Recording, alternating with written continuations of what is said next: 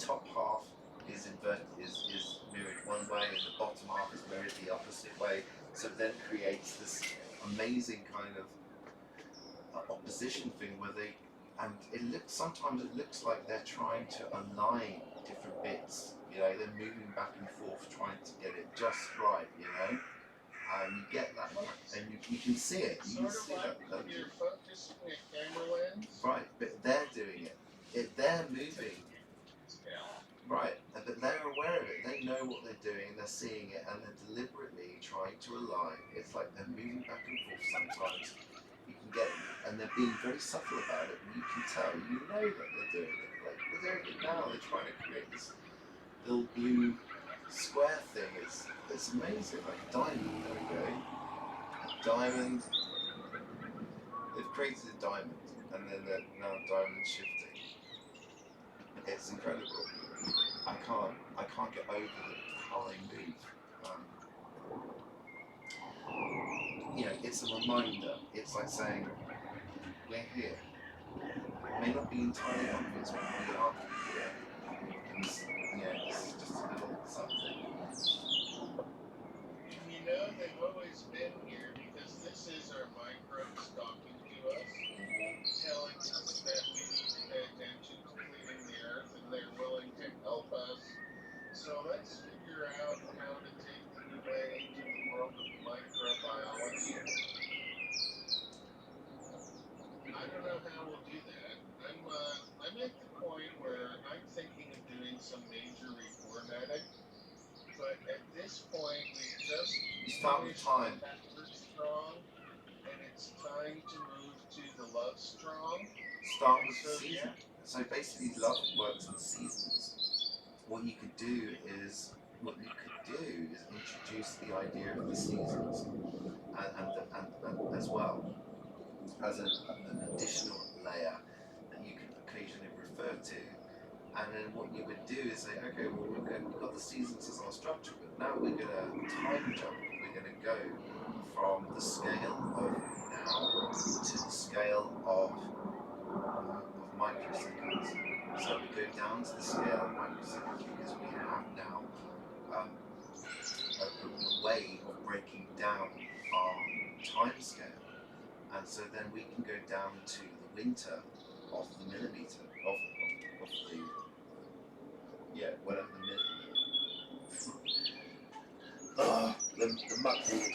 millimeter, yeah, whatever it's called. I can't say it now. But you know what I mean. So we go down to the microsecond, millisecond, that kind of thing. And we can jump that way. We can, it gives us a context, more of a context. Then we can think, well, what are we like? What is our thought process when we are in the winter of a millisecond, or that kind of thing.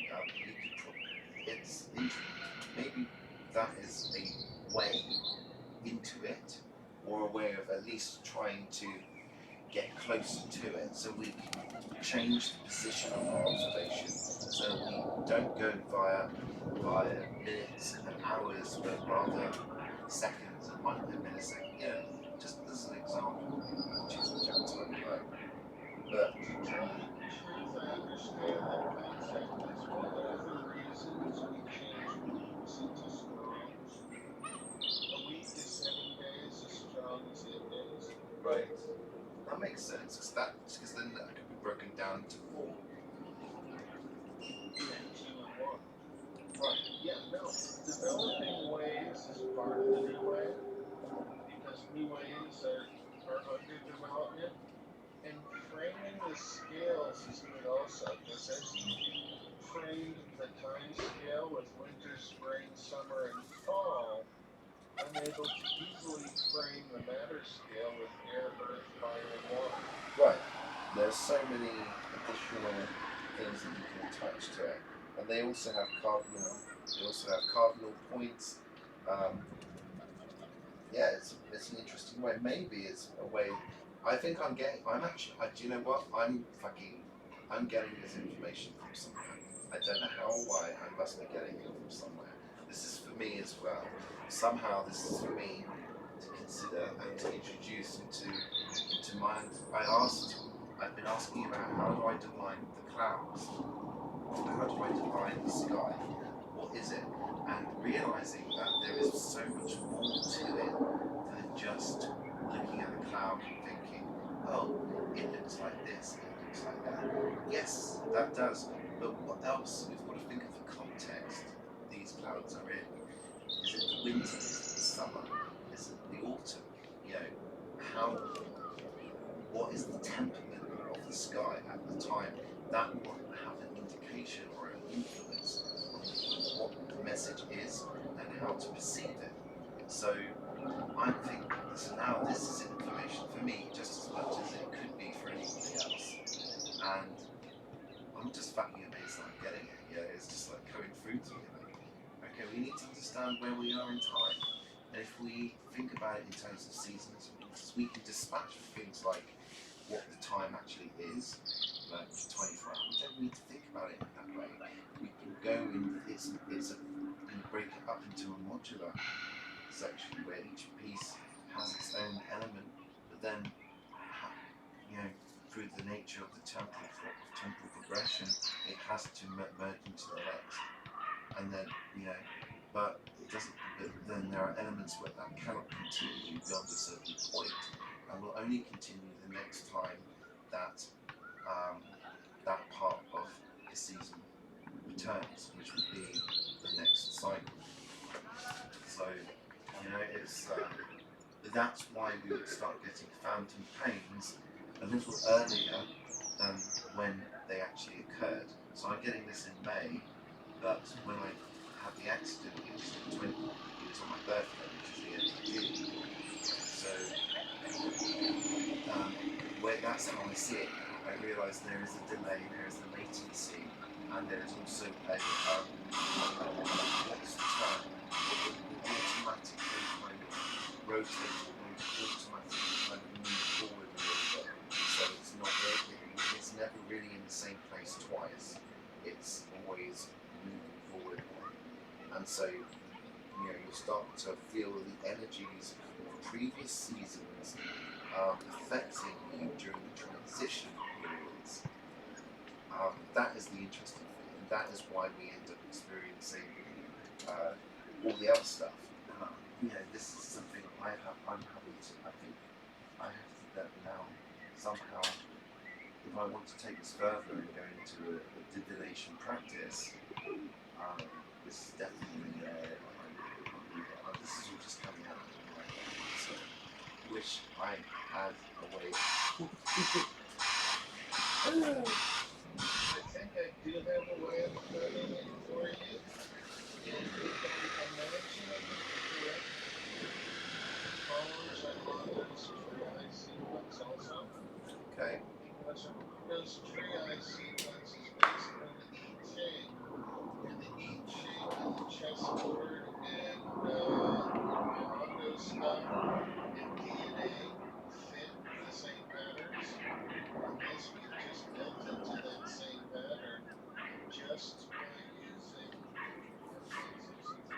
version 6 crossed with the winter, spring, summer, and fall. That's a great 64. I can set up a calendar that every 64 days you can know which day it is, and it would be the same day where The days start to cross-reference each other and influence each other because they are days of previous years. right. Yeah. So there would be one day where everything is cardinal, one Yes. day where everything is mutable, and one day where everything is fixed within the 64-day period. Yes. They will always be the same day in relation to the 64-day period, but until I work out the grid, I don't know what those days will be. But it's like with Armando's Triai. The first day something starts is a mass massive. The last day of the 64-day period is the void void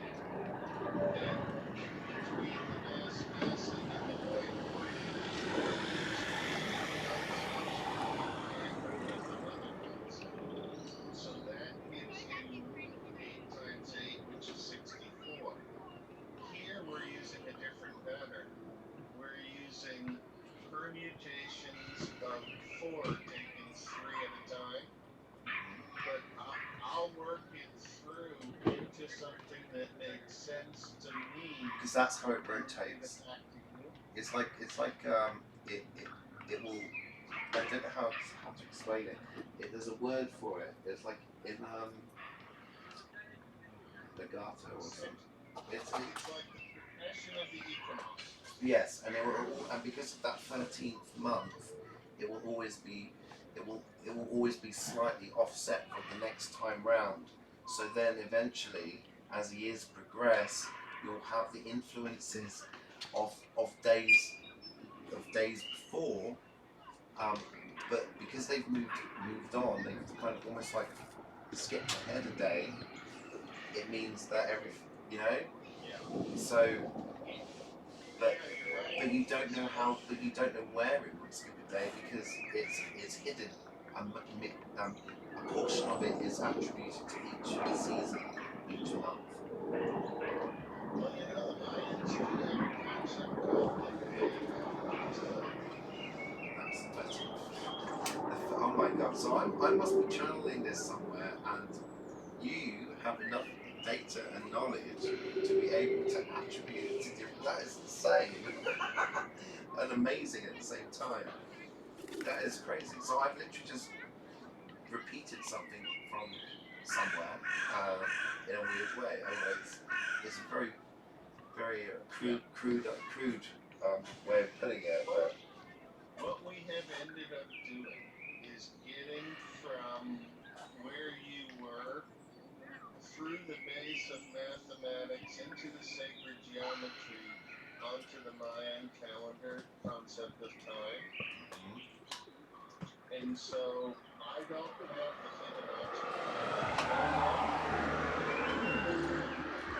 The problem that I'm dealing with right now is that I'm a very private person and I like dealing with groups of 1.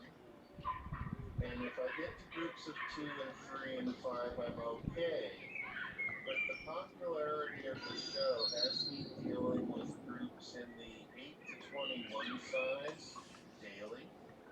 And, that's just a working environment. People do that all the time. But I haven't done that for enough years that now I've started to build relationships with people in the show who have entirely different philosophies of life than I do. And I'm learning back from them about why they think, and everybody thinks differently from everybody else. But we've all been taught to change people's thinking into our own style. And that's entirely backwards. We should be appreciating people for thinking differently. And when we get people who think like we do, that's when you compare notes. And so I'm having a good time with you comparing notes today because we're talking about the same things in different languages. And that convinces me that other people are thinking about these same things too. And it's about providing enough different voices and different analogies to get things done. right, yes, Now, I'm looking at the cast of characters that we have assembled in UI currently, and like Seeker is like one of the most awesome meme collectors I've ever seen. It's like you say something and she drops a great meme. And I get the impression now that having been from around the block a few times, the problem that Seeker has with Boom Boom is with Vigo, because Boom Boom in her own right is a really good memer too. Like, I guess to come live with each other because they're doing the same thing, slightly different, couldn't agree. Like that. Plus, Boom Boom is crude. yes. That was one of the issues that people had in Flame when she was in Flame. She was just too crude for people, and it put people off. It made people run away. I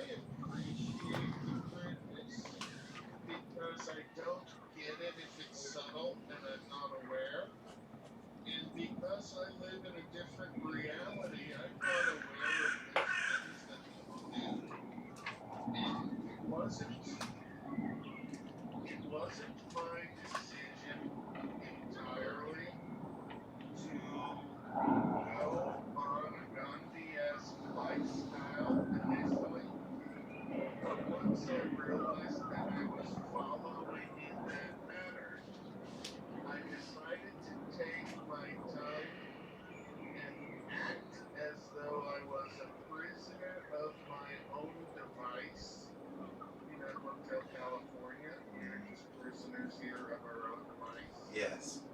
And so I went through my cockpit trials, and you know who cockpit is, right? Uh-huh. Yep. And I had read Kafka as a teenager, and I'm convinced that whatever you're reading is what will happen in your future life if you want to go that direction. And so later on, I ended up in my own Kafka trials to try and figure out what I did wrong, that I screwed up so badly and lost a career and a marriage because I wasn't aware of circumstances. And I have figured out tipping points. And when I look back and see what the tipping points all have in common, I'm glad I ran when I did, because I should have run years before that. But I wasn't recognizing things, and I was believing people who would tell me one thing and I believe it. And so I was the plausible deniability for a whole bunch of things going on behind the back that I wouldn't have believed in if I didn't have the perspective of 15 years into the future. Huh. Wow. I time traveled back then, and I didn't know it. And I time traveled several times before and didn't know it. And so this Mandela effect thing that's come up, I think I've got it pegged, and I don't think it's what anybody thinks it is. But I need to talk as though I don't have it pegged and ask that you or somebody else to come up with the idea why, because I'm not inconsistent. Right. And I don't want to introduce something to the system that I'm not part of, because that's like a virus. Mm. Just because it's already in the system, to introduce it, it might be an awakening. But if it fits in, come up with it. It's also essential that I don't have Mm. just what's his name? Have to go into a dream within a dream within a dream to query subconscious information into someone. Huh. Yes. Unfortunately, it's a strange reality. It really is. It's getting stranger. I mean, that's part of the reason why I think I've been bunkering down as a way of trying to kind of go, okay, I need to at least have some more normality somewhere, like a containment field, just so I can let it all pass over me, and I can stick my head out when it doesn't look so bad. Maybe in the future, when things happen, I might actually be able to come back out again and go and have a life again. You know? I think that you're onto something with the clouds there. If we can figure out how to overlay some of these concepts about winter, spring, summer, fall on a daily rotation basis, so that we're getting a different season than any day we're speaking on the radio, but we set up shows for different weather patterns, and we have a number of different actors in the different forums. I can do radio, you can do YouTube, we can have some people doing some other types of streaming and such, maybe a blogger urging on that. And if we coordinate the days by season, and we all decide that it's a snowy winter day for today's format, and no matter what day it is, if winter's every fourth day, because it's part of the rotation, or every fourth week, or Mm-hmm. however we want to do it. If we have a week of summer, then a week of fall, then a week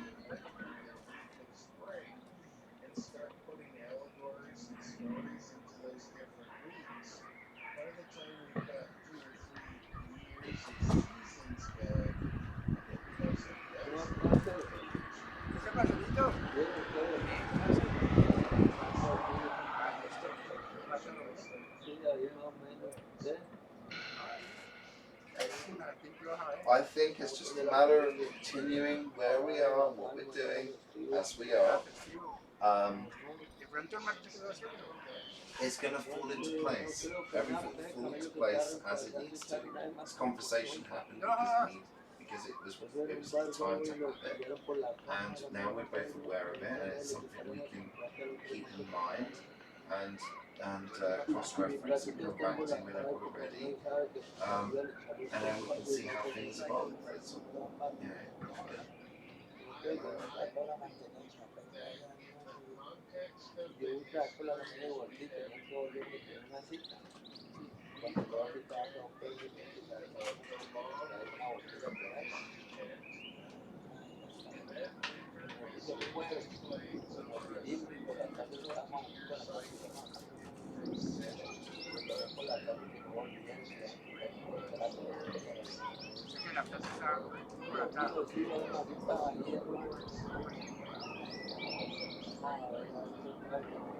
Que no me ponga la gran, que no me cambió a mí también. Ajá, no cambió, que yo hacía la cámara, pues yo me la sacaba, pero ya lo último ya no nada. Bueno, claro, que por la ventana. Peligroso, y como mantiene plata,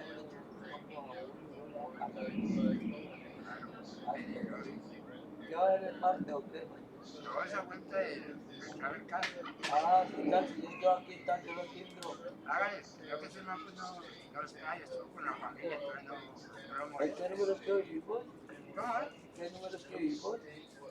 Tercero usted, estando aquí, de la teléfono. El número 4. 13. ¿3? Sí. Sí, de casa. Sí. Ya la sé. Ah, ese es todo número ahí, por letra. Ya.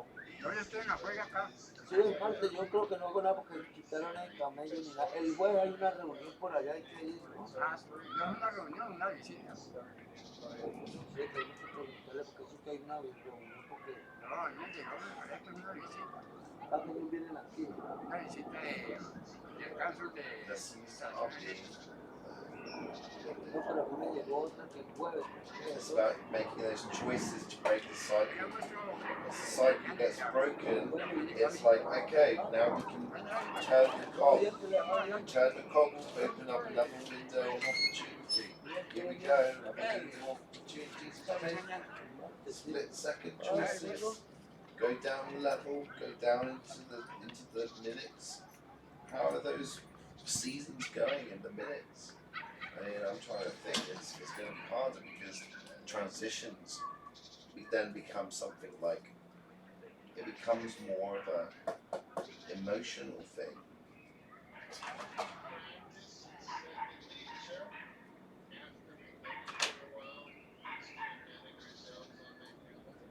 Right.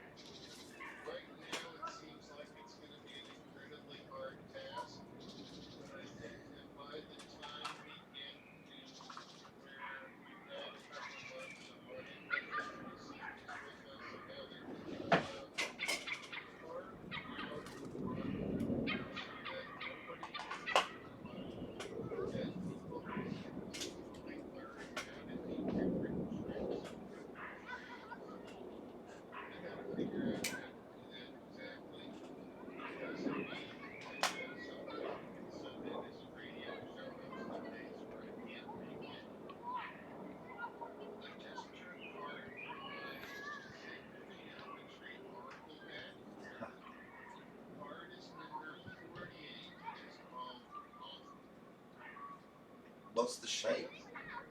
Does it have a specific shape? Oh, it's a very beautiful card.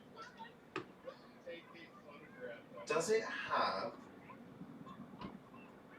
Does it have a hexagon in it at all? Oh, I'm seeing a hexagon in the sky at the moment. Inside the hexagon are two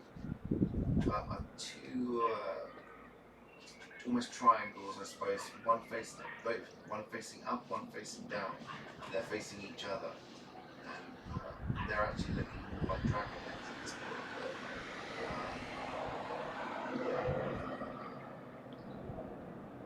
But, That's what I'm being shown in the sky. Anyway, sorry, yes. Alright.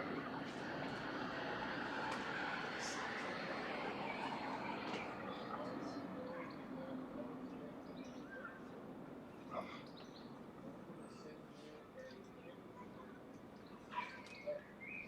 going to send this. I mean, they are giving me a lot of stuff.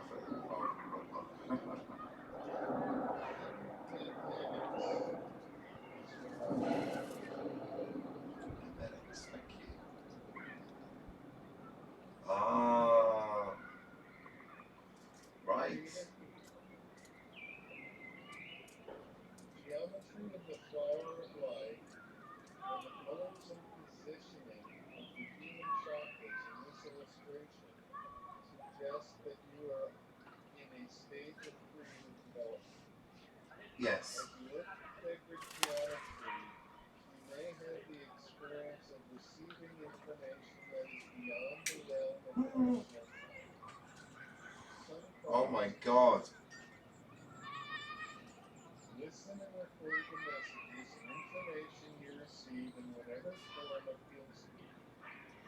You may not be able to give form to some of what you receive.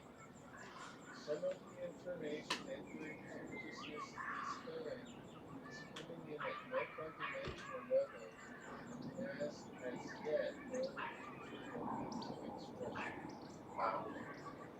Particularly good time for creative work and art, writing, or scientific inquiry. Use this important period to bring forth your dreams and inspiration and clearly offer them to the world as your gifts to the almighty one. It's fucking amazing. That's almost like it's a message to me. Just literally repeating what I was saying earlier about everything, like how I must be receiving this stuff from somewhere. And it's like, yes, I do watch the clouds and I do see sacred geometry, and as I'm watching it, I do feel like I'm getting messages from it. It's incredible, actually, and the fact that the geometry is moving always, you know. Yeah. And the fact that And they show me eyes. And they've just shown me a pair of eyes deliberately. That's incredible. Just as I said that, man.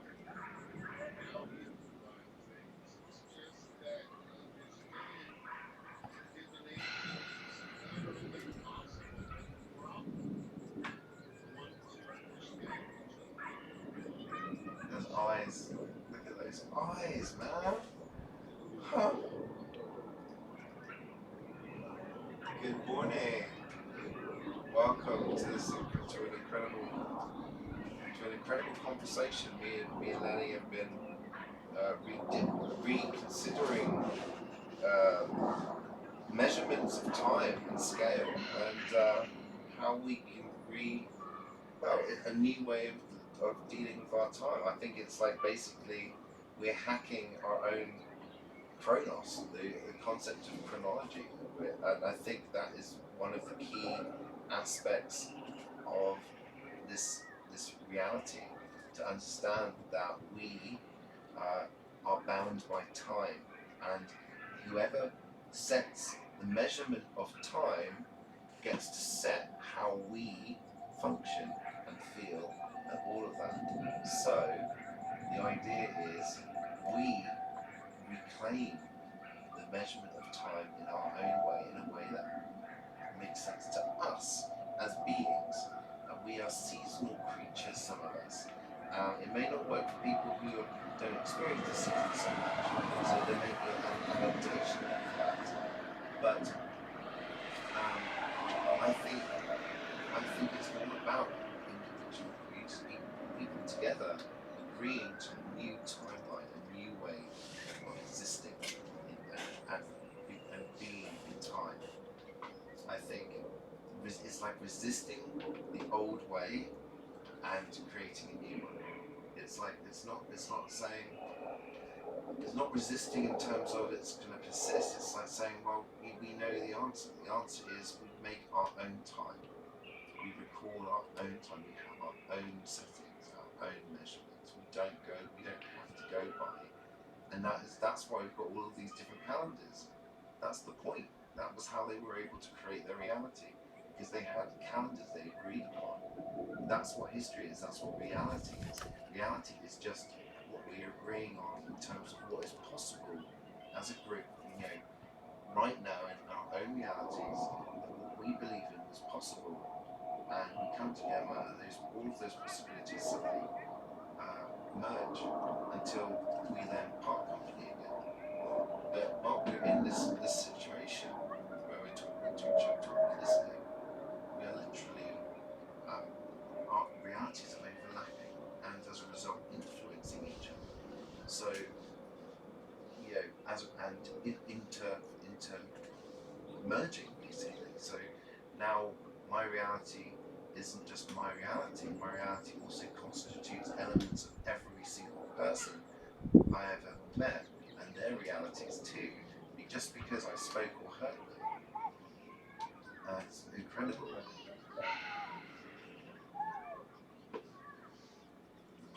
The most important part was time. Make an understanding that we each can make if we wanted to, even down to the individual or in groups, have our own time scale. Yeah, as long as we have one that we can agree to, then that creates that creates this fluidity of time of reality. I'm not sure exactly how at this point. Something a little bit of pain, some mic connections here. Yeah, that's where I'm at. I need a drink. I need a break now. I'm just telling my guides, whatever. I've been getting information coming through as well, because I think Lenny and I have both basically been channeling and I don't know what, but there's been some connection. I've realised that it's actually, I'm a little bit tired now, and I need a moment where I can have a smoke and a glass of water. Oh, it's been an intense couple of hours actually. You know, we've been really going into some deep areas. You know. We got through the entire showtime. I popped in about 7 this morning. Should have recorded. Definitely. I mean, it was worth it. I wish I could. I mean, for me, it's always on the spot. You know, like. But since I've left the flame, I feel like I've got my voice back a little bit. Maybe, I don't know, but also because maybe perhaps I've really kept the numbers of people down. You know, here I'm keeping having space for myself now. I think having this space is really important. It's something that occurred to me. I'm glad I've got cloud therapy as my own server that I can do it like you do, new way. You know, it's going to be that way. Kind of. Yeah, it's not going to be a flame server. It's going to be my server. But there's no. I'm good with that, and I don't mind. I love everyone. I'm sorry. I think my medication's kicked in.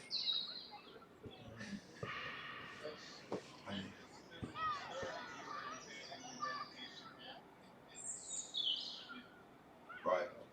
Yes. Just channeled my way through it all, and suddenly we're on the other side, and my brain's going, what the hell has just happened? What's going on? We've just been literally redesigning our own perception of reality and time and how things could be working. And it all started off with me noticing the pattern of recurring injuries over time and how they tend to happen on the anniversary or near, usually a month or so, either side maybe. Because it's the season. That season is the season you hurt yourself. therefore that pain is going to start recurring. And as you get closer to that, the pain manifests more and more. Then it will fade away. And it's ridiculous, but it makes sense. And yeah, it's like we have, I mean, that means we at least have 4 timelines, at least at any one time, and you jump from each one. But then each timeline will have its own set of, but the original 4 starts, and it's, I don't know, it's insane position, but the original 3, I would say, and then it turns to 4. The 4th is hidden. The 4th is the hidden aspect, because it's like, you get to 3 dimensions, and you get to 4, but the 4 is the duration, time. So it is there, but it isn't there, because it's already part of 3. So. And that makes sense. For some mad reason, it makes some weird sense. And so, 3 and 4 are the same number in Fibonacci. Right. Fibonacci 1, 1, 2, 3, 5. Right. So 3 are inclusive of each other, and by the time we get to 5, Fibonacci looks exactly the same as linear. Right. It's only after we go to 8, 13, 21 that the difference of 6, 7, and 8. Which explains probably why we will still remain in these bodies and in the 3-dimensional world, in 3 to 4-dimensional reality. It's just that we will now begin to have these it's like we are the manifestation of what's going on. So when we begin to find the more that happens, the more we're going to start shifting. And the more we realise that we are on multiple timelines, and that we are shifting from each one according to the season, and the history of each season is the thing we need to refer to. So rather than going from month to month, you go from season to season. But it's like the next time you experience a winter season will be in the next winter. But it will also be present in some of the other aspects as the year goes on, and its influence fades.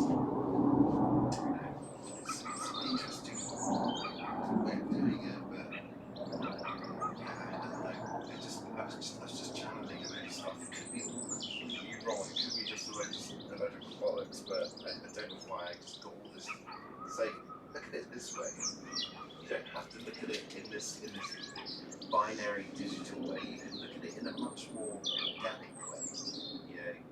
I mean, it is mathematical as well, but it's not in a binary mathematical at all. It doesn't work in that way. It works by the idea that there is always an observer outside the container, and what is outside the container is the observer. It always requires the observer. The observer is not counted towards the observer is 0. So, the secret 4 is in 3 and 4 and 0. It's center 0. right. It's so that if you have a circle, the center is the 0 and the circumference is the length of 1. So we could then break that out as 0, 1, 1, 3, 5, and just use that as and 0 would be fixed, and then it would radiate outwards from the side. Zero brings you to 0 point. And once you're at 0, you can have any size or scale expression of 1 that you choose. But we choose human scale expression of 1 that has no quality. We want to ignore how our body frequencies work. Notice you're yourself as a human. You have a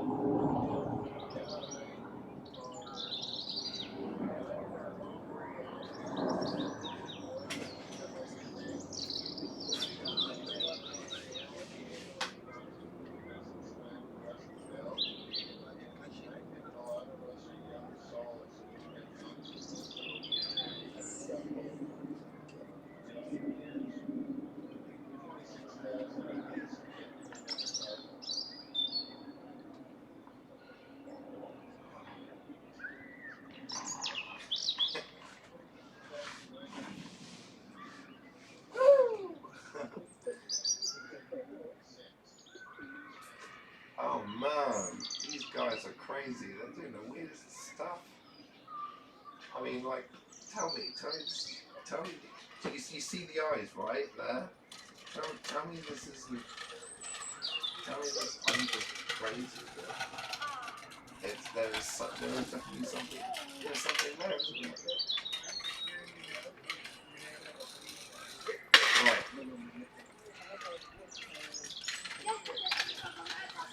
That will create amplitudes. And it's speeding up. Look at, oh wow. And I'm watching it, it's just like, woo. And it's like they're drawing, it's like they're slowly drawing something. Like little lines, little dots here and there, just appearing out of nowhere. It's like, what am I meant to use this? Am I meant to draw? That's the thing. Like, what do you do?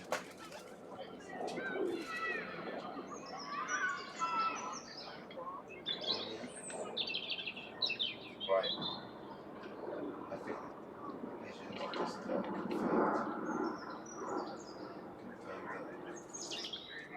There we go. There we go. It's becoming more obvious now. They're drawing. This is what I love. I just say to them, look, guys, I'll do it like this, and you go ahead, eat your heart out, do what you like. You know, then they can do this crazy stuff sometimes. As long as it's here, they can do it. And I mean, I'm going to present this to.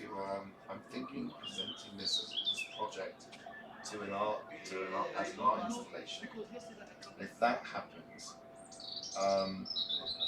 there's a possibility. If I choose to get involved as an art volunteer, I could potentially submit some work, which could involve cloud therapy, which then could involve New Way as well. So my idea would be that cloud therapy is an experience that you can have, and that at the same time you get to hear the words of conscious individuals via the radio show talking about things, a sense of freedom, the freedom of the sky, the freedom of clouds, to be conscious individuals, to manifest and discuss whatever you like, because that is freedom, and that is the nature of that. You know? It's like, that's why something. I want to produce something like that. I want to be able to present that to them and say, this is my project. I want a room full of dry ice, maybe, you know, like mist, and then maybe a screen presenting the live stream, and then I would probably want to live stream the show. Maybe, I don't know. It's I'm piecing it together in my mind as time goes along.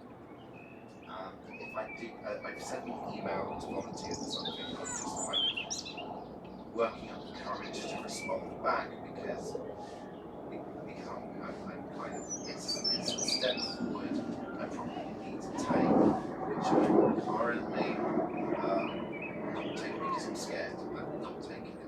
I haven't spoken about it, but it's a possibility, and I've been building cloud therapy now for 2 years, and it's evolved from me just filming the sky to becoming this really beautiful, complex project that is a community-based project.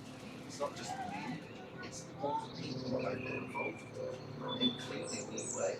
It's integrated as far as I'm concerned. It's part of the process. New Way and cloud therapy are part of a much bigger agenda. We are just at the beginning of that. We're doing it together, and because we realise the benefit of community collaboration. We get to share our ideas with each other if we're willing, you know. And I think having your show over cloud therapy wherever it's on, I love that. I love the fact that I can do that.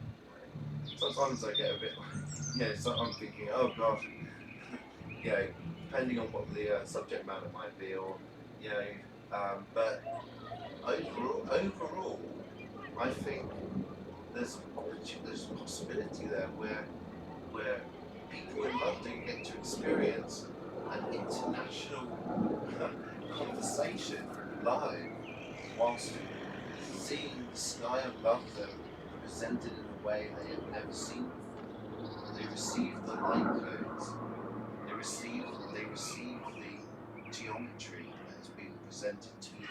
That geometry in itself may not mean anything to them on a conscious level, on a subconscious level. That geometry is speaking to them and presenting images to them that mean something to the soul, to your own essence. That is the purpose of cloud therapy. That when you watch it, you are watching your own essence, and you are helping yourself. It's giving you the key. Oh my God, it's giving you the key. And it's making me cry. Stop it. It gives you the key. It's giving you the key. It's saying, look, all you have to do is watch. All you have to do is observe. All you have to do is say hello. To show you another set of eyes that just appeared to me. This is undeniable. Look at that. More eyes. As I'm speaking, it's like saying, yep, keep going. There's something magical about this moment. It's my brother's birthday as well. I actually sent him a message. We had a little conversation. And he was going, don't want to be on medication, and I agree with him on that. Sometimes medication, the problem with antidepressants and stuff is that it numbs you so that you cannot deal with the emotions that would crop up without it. But he confuses it with resilience, and I'm saying no. Resilience is living with depression for 20 years, trying to commit suicide for 7 times, and coming out the end in relative good health. That is resilience. Depression is a monster in its own right. It's not something, and it's not a lack of resilience. It's the thing that represses your resilience, suppresses it. It doesn't mean you have a lack of it.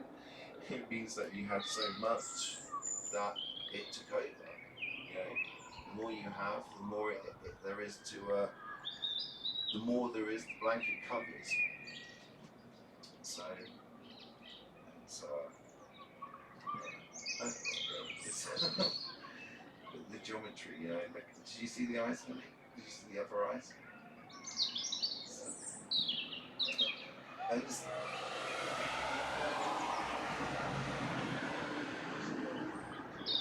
that's great.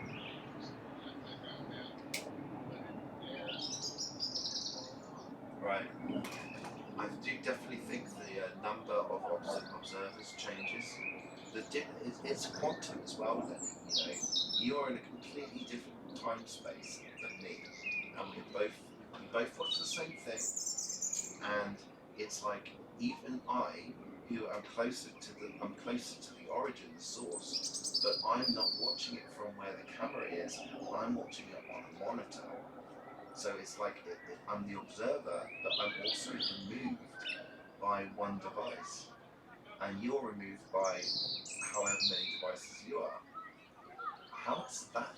So I'm interested in how that's the quantum nature. We are several devices away from our own origins, the origin point, and yet our simple observation, despite the fact that it's being diverted by all these different devices, is still influencing, I believe. It's still having an influence. And I mean, it's more influential. It moves and is activated more the more people are watching. So the idea is to get more people to watch so that it it becomes more active, and then when the more that people are watching, the more it will know to do stuff. I believe. I think it's got to that point now that they're ready. They've done it. They've been doing this now with me for a while, and this is the people. It's at that point now where people are going to start seeing stuff in the sky, and they're not going to be able to explain it, and it's going to freak people out. So there is an element where this needs to happen. That CloudFlow needs to happen because the people need to understand it's not there to scare. It's not. The clouds are our consciousness, unmanifested consciousness, and unmanifested concepts and ideas and things like that they represent. It's weird, You get, and then you've got cloaked fucking islands, giant limanas floating around as well. It's like, and they all know. That's what they're all doing. It's like, I don't know. I have this crazy, because in my mind, reality is so different.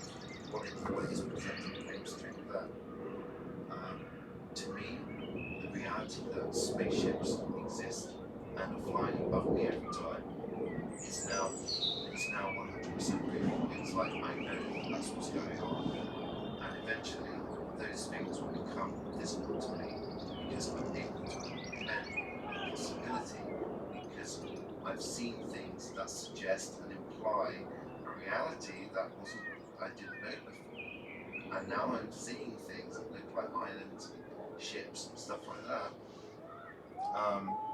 And it's like, okay, my world doesn't like it, and I'm getting there. I'm like thinking, right, I know it now. I don't know it all. Just saying, I know certain things that give me a different view of reality, a different view of the world now, to such a degree that it's almost like if I was to engage with somebody, I would be doing it on a totally different way than I would have used to. It would be on a higher self basis. It would be in a way that actually disarms people. Not in a horrible way, but in a kind of like, in a way that would actually encourage and infuse them with love. That kind of thing. That I don't know. There's something. I don't know. I'm getting confused.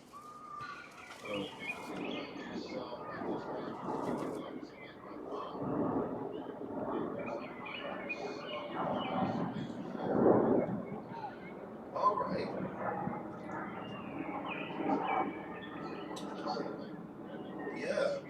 Yeah, cool. I've listened to it. I like Higher Self. They do some good stuff now and again.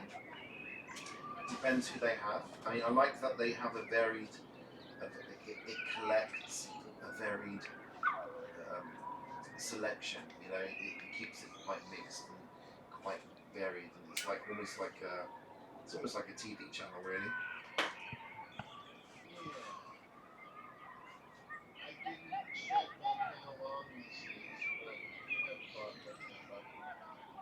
Yeah, I got River Manfred boat, and there's a bot rig too, but I'm not overly fussed about where you do it.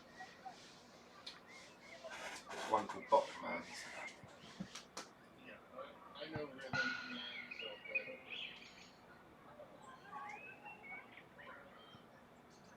Boom.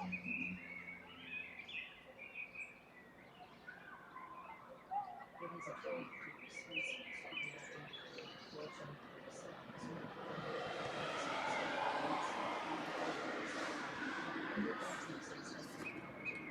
Oh my God. Music, literature, and all sorts of forms of artistic manners. These are accomplishments to be applauded. It is your destiny to create the entire universe as you experience it consciously. And so you have the smaller versions of that epic things you create with your hands and your minds and your voices. Those are wonderful examples of what you are capable of. You can create stories where there are beings that know no one has ever seen before in your world, consciously at least. And you can create images that no one has ever seen. You can create music that no one has ever heard. It is quite a skill indeed. And to create a universe for yourselves to experience takes nothing short of the same amount of skill and focus. So why not start small? Why not create something that you can hold in your hands? Why not create a group that gets together in your community?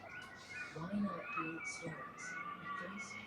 Anything that you create that you can experience with your senses is a step in that direction of being the creators of past worlds and systems, galaxies, stars, planets, you name it, you will create it, and you will experience your creations. And what is required of you to tap into this creative potential is nothing more than intending to do so, quieting your thinking mind, doing something that you love to do, and letting the ideas flow. We would like you to accept that there is no limit to what you can create here and now, and that you are in fact creating every bit of it as you experience.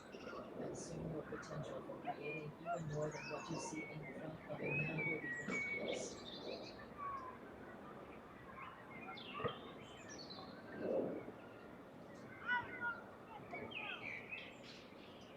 Wow, that was really, really on point.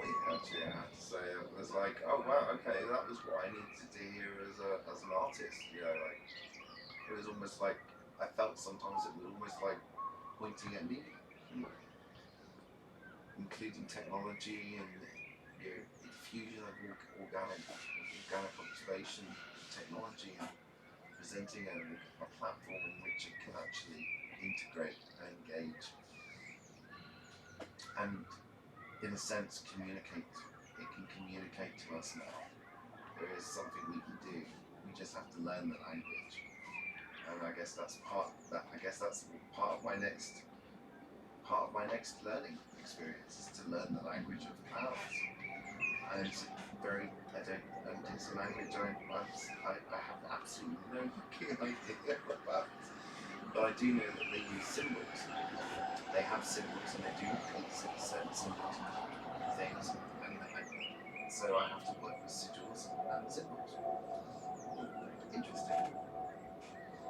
Yeah, I posted my Cloud Alien Star Trek scheme advisory 4 months ago, so that you can take it off and post some of your pictures talking about it. What you can do is use that as a reference when you're talking about your artwork. You can say, well, this guy said it was pretty good. Send them to my scheme advisor.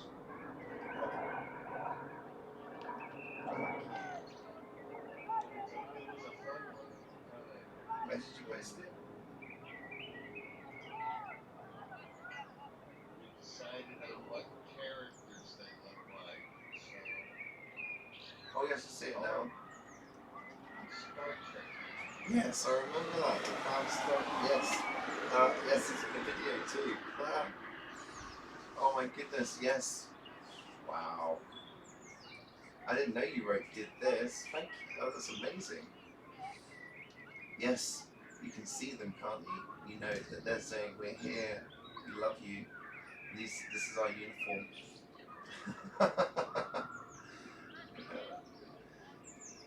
Wow. You can definitely see them, and I'm thinking that wouldn't scare me actually.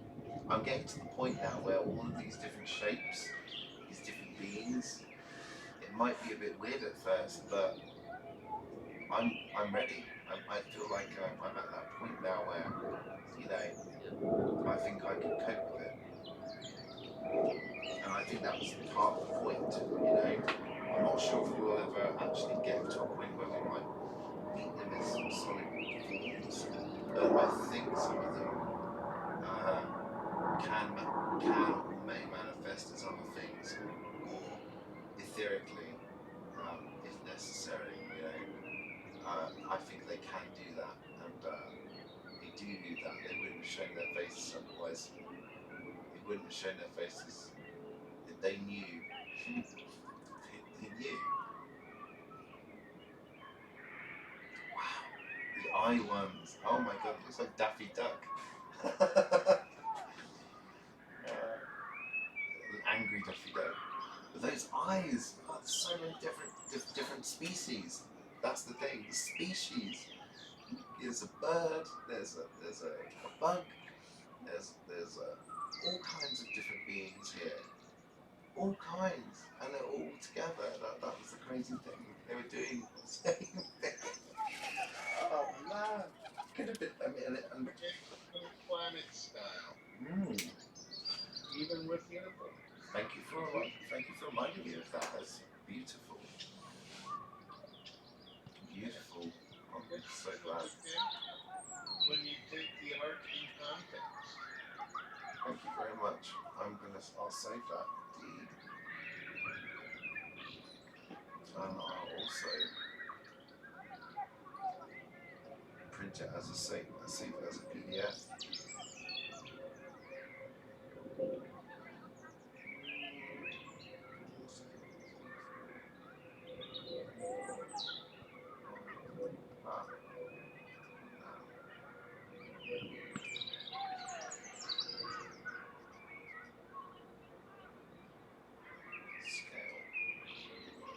Human scale.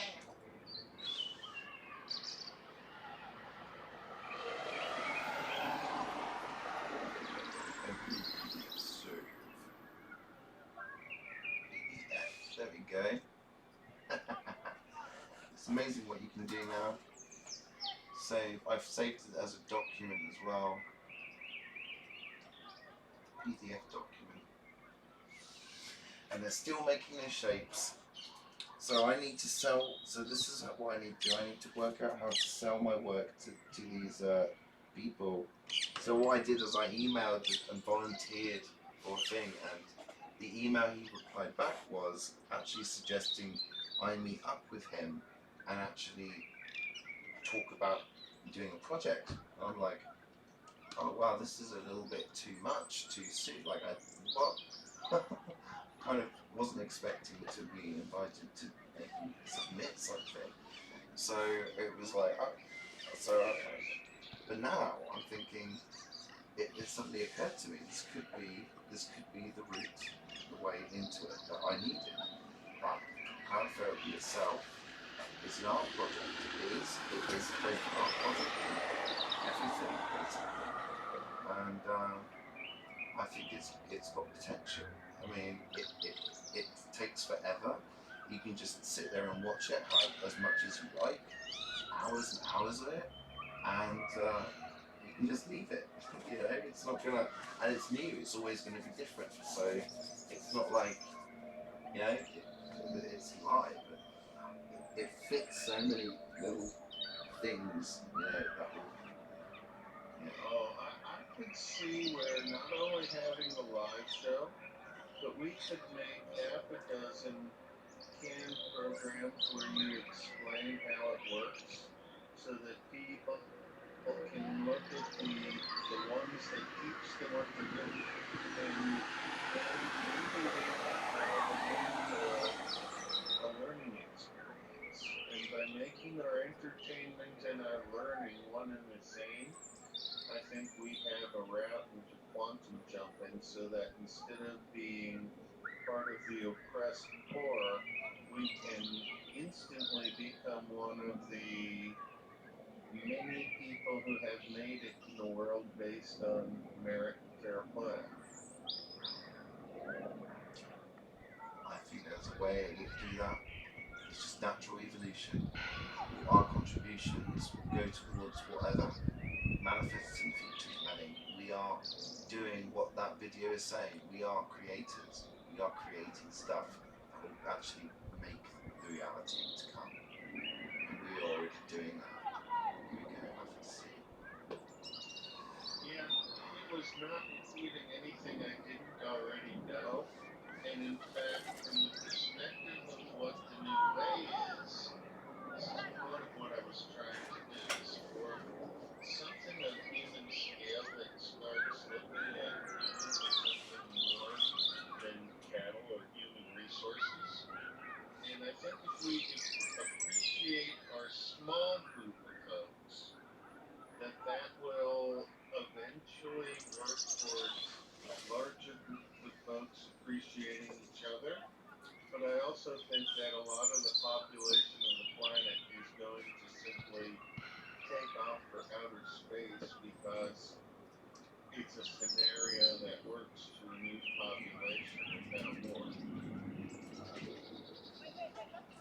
Yeah. It may not be visible at the moment, Lenny, but I'm feeling quite assured now that our contribution, we just keep going with what we're doing for the time being. We can do it however we want. We can change it. We can evolve it. It's our all our projects. We've created them, and so they need to evolve the way that we as the artist. I guess you would also be called an artist in what you do as well. You're an artist as well as the chemist and all that. So I think, you know, as artists, we are kind of in terms of creativity, we are being creative. Different ways, different formats, different things, but we are being creative, and we are creating the things that will usher in new reality. Your radio show is doing an amazing job. You are speaking to so many people, and they're listening to you and offering their time and listening to you in that time and taking in your ideas. Those ideas in turn coming from wherever, but they in turn influence and will feed into the decisions that other people make too. You know, and because these people are waking up, finding individuals like yourself so you know who is at the pinnacle of mastering their own reality. You're setting an amazing example for others to follow. The radio show is almost like a media lighthouse. You have the guts and the balls to fucking put your neck out, speak openly and honestly, and welcome people and allow the diversity of every unique being that exists to contribute their thoughts like this, which in turn influence your thoughts like this, and then it becomes a cycle of creativity, which will always be shifting and changing, and that is beautiful. That is art. It's self-replicating, but each replication is slightly different. It's a variation in every copy, so every copy is unique. It's insane. So yeah, I mean, what we're doing, we don't understand it, how it's working on a fractal level yet. We don't understand. We're probably not comprehending the effect that what we have done is having on others. And yeah, I think the unconscious elements that are coming through what we're doing are the things that which will have the biggest impact eventually. Those are the seeds that are planted. Those are the things which are germinating and forming part of other people's understanding and reality. And in turn, we are creating a community there where we are actually going by a naturally driven organic consensus of reality, where we all now know our reality is shifting, we're agreeing to it, and now we know that we're creating a new reality. And it just needs a few people to be breaking out of that. And yeah, and there are. It's happening. People are doing it in droves now. It's the cascade effect is really intense. You can feel it. So we'll get there. We don't know yet how this is happening in multiple scales, in other scales. So in a bigger scale and a smaller scale. In a smaller scale, it's happening subconsciously, and on the bigger scale, it's contributing to a massive puzzle or some kind of, oh, it's flashing, you might want to turn away. It's decided to break. It's almost like, don't tell me it's Morse code. I can't, because I wouldn't be able to, it's flashing big time. Oh, I'm taking ages to get to the settings so I can stop it. There we go. I'm actually back. Oh, good.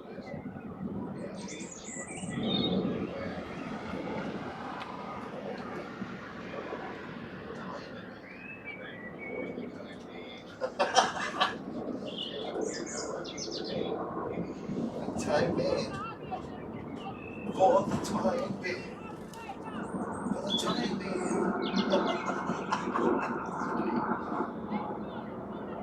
Let's see if anyone else catches on to it. It's sort of an inside joke, but I always figured that when people talk about the time being, they're talking about me, and I take that personally. Ah, yes, I get it. So we'll play that on the radio. We're into the application of love. The love strung in the second grid starts tomorrow. And so I'm at the point where I've already got some future possibilities mapped out. I don't want to keep doing the same shows that don't work, but Friday's show where I played music with a small group of people, I got to be an old-time DJ, and it was a good show, even though the crowds were not there. Right. So the way I look at it is that the best shows are either when I can do it as a solo effort, or when I've got a participatory game where a lot of people are playing, like on Wednesdays when Dennis comes in and we do word associations. Yep. And we try and convince people to tell stories. Right. They work out pretty well, except for Diversity Day. Yeah. Diversity Day got out of hand because I think that there was an agenda there, but I wasn't involved in the agenda. I didn't know about that. I don't even understand what in the world is going on, so I don't pay much attention to it because each time I log in, it seems like they're still talking about the same things they always talk about, and I'm not interested in what happened on television or what's going on until it's done. So, I'm thinking of how to maybe drop the oratory, but I want to go this week because I actually like the oratory part. It's got interesting perspective in how things work that the Flame folks have decided that the new way must be the problem because only a very few people who participate. Huh. I don't think new way's the problem. Me neither. I'm pretty certain of that. I think ego in the flame might be the issue. There might be too many little ego battles and control dramas going on there. And it's like, okay, I'm out. I'm not. You pulled me into this. You make a mockery, basically. You take the piss. You literally decide to make me lesser than you, even though I'm one of the founding members of the fucking group. What a fucking slap in the face. How else am I meant to take that? How else am I meant to take that? And they're trying to palm it off as, oh, we care about you. We care. We love. No, you don't. You're trying to fucking pin me down because you're having some kind of weird management battle. I don't give a shit. I'm out. I'm out of it. I don't need that crap. It's not conducive to the. It's not conducive to the work. The work is the most important thing. Not fucking internal squabbles. Not fucking bullshit. Bullshit. If they want me to be really on the level, all it would take is to step back and reflect.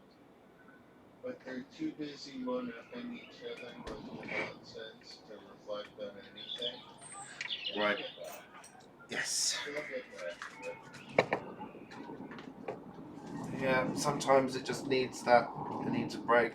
I'm just tired of all of the stuff. If I remove myself from the equation and leave it, then I can't be the problem if there's still issues happening, you know? So I know that I can't be the issue. It's just that whatever happened with me highlighted the issue, and now it's been highlighted. Some people have an issue with it. But I'm not there. I'm not there to do that, to take that battle. I'm not there. I don't want it. They're playing their own LARP and they're not even calling it a LARP. It feels like it sometimes. I'm just. It's a game, and they play it so well that they forget that they're playing the game. Right. But look, I fully expect that this week is going to be an interesting week on the radio show. I have absolutely no idea what I'm going to bring as far as information or topic. That's usually me through. Well, yeah, I think it does. I mean, you've got a knack of being able to keep the flow going. I mean, we managed to do it quite easily today. Actually, it's a shame I can't. It's a shame I can't just do what you do. But I get tired quickly, and I have to pace up and down if I want that flow to come through. And because I'm medicated, I'm probably loosened up a little bit. I'm now going to have some brie.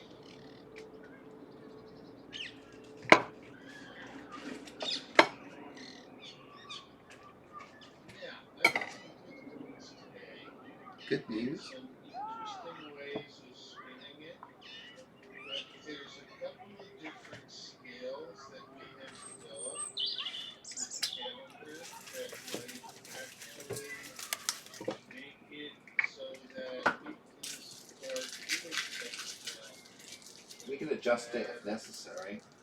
It's just a rough scale at the moment about how it could work. It's just what came to me at the time. But, you know, it could be adjustable and adaptable. And I think that's the point. It needs to be adjustable and adaptable. Something that people can alter and adjust according to their own bio cycle. Because I think different people are experiencing a winter when other people might be experiencing a summer. In terms of their individual seasonal times. So somebody could be, their cardinal could be something, you know, that it could get as a compliment. Yes, exactly. And then you can also use the phase of the moons as well, and that's how you would get. It's basically it's an Earth calendar, basically. It's a calendar based on the cycles of Earth and its immediate influence on the moon and the sun. And it doesn't. And the other stuff can be astrology. But the moon, the sun, and the Earth have their own phases, and we need to take into account all three. And the best way to do that is through seasons. It's through like a seasonal split, and then we can break those down into the cardinal, mutable, and fixed, if we want, as a description of the different parts of the seasons. You know, where different aspects of it are more dominant than others. Sorry, I'm just cutting an onion as well at the moment. You know, there's ways we can change things as necessary, isn't it? But I think the beauty of it has to be adaptable for each individual. So then we would have our own. Everyone has their own sovereign time pattern that they can follow, and then basically, you know, I think that's how we would break out of it. Every person has to have an individual chronometer, and the way to do it is through a system that everyone can do, that is also customized and catered to the individual's own biological makeup or biological timing, or whatever, you know, according to. Right. There we go. So I can bring that out into an overlay where people can plug in their birth date, get a count of how many days alive they've been, divide that by 64, should be the number that is the remainder, and I can plant them on which day of the triage 364 days. Right. All we have to do then is map that calendar to the one we have worked with for the 4 seasons. Right. And I mean, even if it's not the 4 seasons, we could find some other concept. But for some reason, the concept of 4, the cardinal of 4 directions, supersymmetry, for some reason that aspect seems to be the necessary. If we're talking about time, then 4 is the way to go. 4, 4, 4. It's almost. Well, if you think about what we're doing, what information do we need to gather from folks, like birthdays and that? Start making a list of things you want to ask people in the initial joining of a membership organization that provide you with enough information to know who we're working with. Right. We don't necessarily need to know people's real names, addresses, and phone numbers, but at some level, we're going to do this right. There kind of has to be a trust developed so that if we're bulk purchasing and distributing assets, everybody gets what they have earned. Right. I think maybe a voluntary system where people can. I'm getting voluntary. Like you could begin with a voluntary group, like a science project, like an experiment, where you'll have a group that you can work with as the representation of something. I think that's what you probably would do. And you can just ask. The people in the group would have to be okay with volunteering certain bits of information, with the understanding that they can remain anonymous. And then if you get that's the route. So you just ask people. Maybe what I would do perhaps maybe is mention it in your show, perhaps on Dennis's show, or a day where there are other people who are willing to comment, and you could introduce it as a topic and say this is a concept I want to work with at one point, and if anybody would like to volunteer, it would require this, that, and the other. So give it a think, and message me at the end of the show. Right. And so let's come up with what we want to know, and then this, that, and the other. Right. Specific. And if you do that, we have the first questionnaire, we can get the right information, and then later questionnaires, I want to add some other categories that do not matter, but ask a lot of questions of people so that they get used to just answering question. Right. We can use that as assessment similar to the Myers-Briggs test. Okay. What kind of questions? What kind of information are you after? What is it you want to know? What kind of variables are you hoping to collect? Is that the right term? Would that be a way of describing it? Because it is like collecting variables, statistics and variables. So you're getting these people. Each one will have their own set of answers. Oh, I can walk a little bit better. States, in order to get certain things, I'm going to do some numerology. And the friend of mine who sketched out all the different types of numerology of what information we needed isn't around my vicinity anymore, so I can't just go to him and get the list. But a lot of it has to do with how do we get in touch with you, what's your birthday, where did you grow up, are you an urban or a rural person? Those sorts of questions. Okay.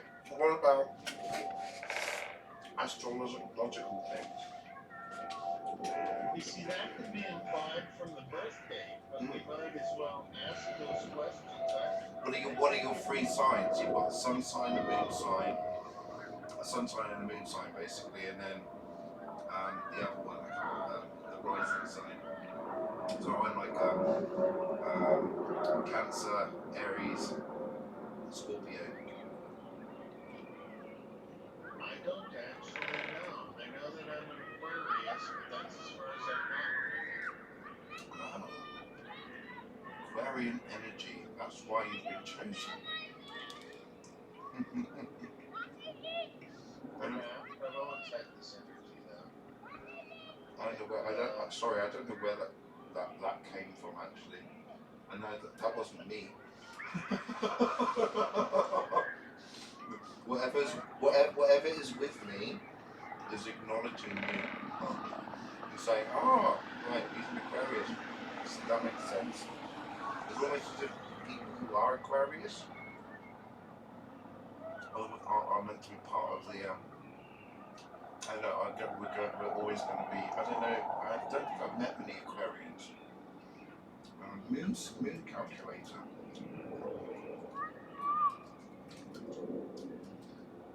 Moon sign calculator, I believe. Lunaria.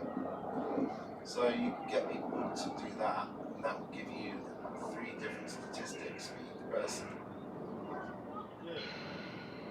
Yeah, those are the types of things that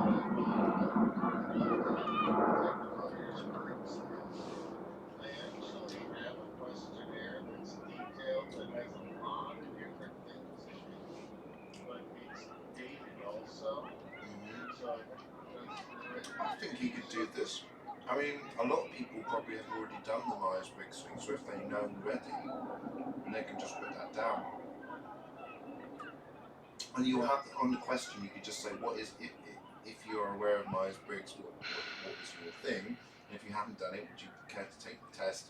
Put a web link or something, if they want to, and then they can volunteer that information if they want to. You know, it's just statistics. So if they don't, I mean, it's not great, but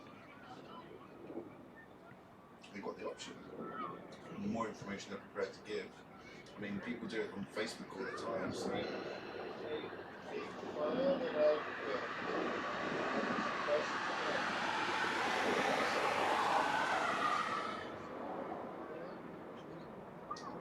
You can just send it to them via direct message. See if that works. Except it's on my computer and Discord's not on my computer. Or is it allowed on my computer? Because it's only got a certain amount. You can email it. I only have a certain amount of gigs on the computer, and I don't use it on things like Discord. I use the pad for Discord because I'm unlimited on my pad. Okay. Email.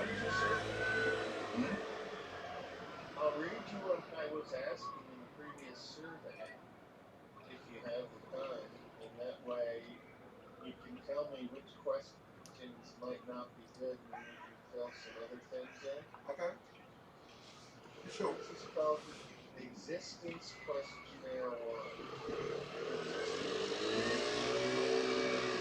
Development of solving kits. This is the old sort of stuff that I had. It even talks about non-player characters, even though it was written 12 years ago. Wow. The survey is developed on behalf of the Jefferson Agrarian Guild. Please ignore questions that do not make sense or that you wish to reply. There we go. Number 1, personal information. Identity, name, avatar name, contact form, email, phone, postal, location, state, birth date, birth location, birth time, male or female, whether you have partner or not. These are all yes or no questions. Okay. Sports, politics, science, religion, cooking, sewing, movies, Luddite. So I mean, what kind of? It depends on. Gosh, we would need a lot of information in that case, then, wouldn't we? Because it would just be almost like a census, which I think would put a lot of people off. Professional information part next. Right. Describe your interest in sustainable community. Describe your job history and the sort of work you would like to do. Describe other areas of personal expertise. Would a description answer thing be harder to draw a value from? Yeah, but this was for people who were involved who wanted a role to define what role they wanted in community. Okay, so what you could do then is it's about defining it. So the idea would need to before you need to define the roles before the questionnaire, so you know which roles.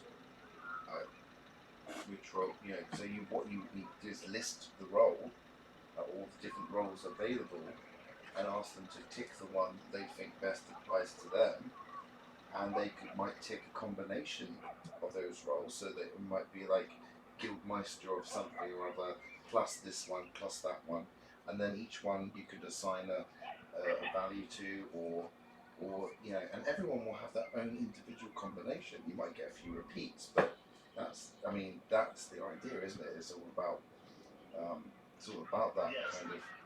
So maybe rather than asking questions that require a description or a long response, we want to do something that will allow us to extract information in such a way that is easy for them to give and easy for us to then derive results from.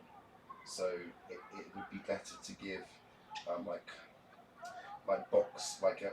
multiple choice. It's better to do it as a multiple choice, and then you can run the figures at the end of it.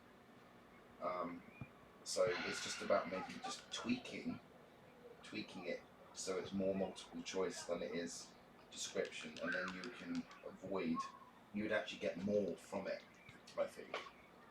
It's very interesting that you should say that.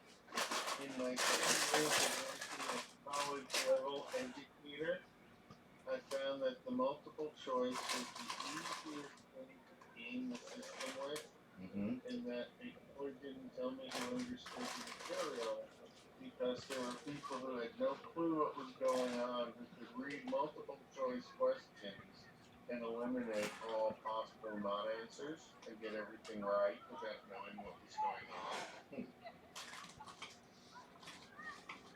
I think you're a social jumper. Right, but it may provide some of the system tools. Just because the system's broken doesn't mean the tools that are used are necessarily a bad thing. So some of them could be reappropriated or repurposed for other things. So think of it that way, maybe. Yeah, and in fact, it's a matter of design.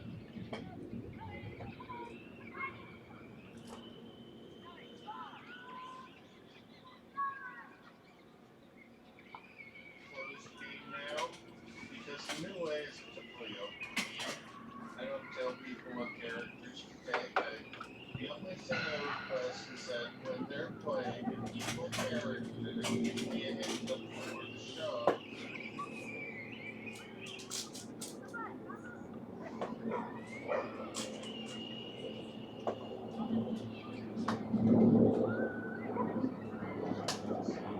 Reaction would be, oh no,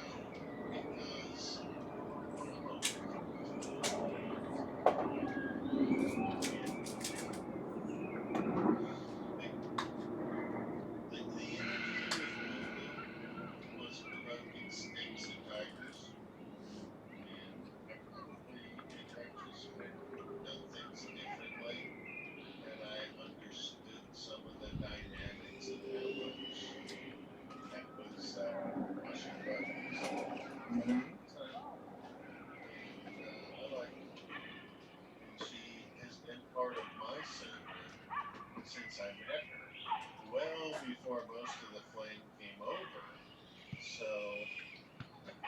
Mm-hmm. They weren't going to have my sympathy picking on my friend. Well, I think she's calmed down and she's actually behaving herself to an extent. And I think it's just. I mean, I've never had a. She's pissed me off, and you know, I've kind of asked her to leave me alone. She got a little bit weird with me one time and stuff, and she respected me after I asked her. But yeah, generally she seems alright. You know, in fact, she's funny. I always think, gosh, I think some people would find her a little bit much. And I find her a bit much sometimes. You know, she can push the she pushes the bar a little bit. But you know what? That's us. It's humanity. That's life. What are you going to do about it? You can't do fuck all about it. You know, she's a human being too. And you know what? She's actually a lot better. If there was a troll that I'd want in the flame, if I was in the flame, I would rather Boom Boom over Icy any fucking day. I could put up, you know, Boom Boom wouldn't bother me at all. You know, she could post all about me and stuff. It doesn't matter. At least she's respectful to an extent. You know, so there we go. Well, real life, People just have to go over that shit. My friend Carrie, she's a professional troll. That's what she does for a living. She trolls people. So the fact that she's my friend and comes in and doesn't troll us is because she's my friend. And we have some good times. But I help her in projects also, trolling other people because part of what we do is human. So if she gets weird on any given show, just play along. Okay.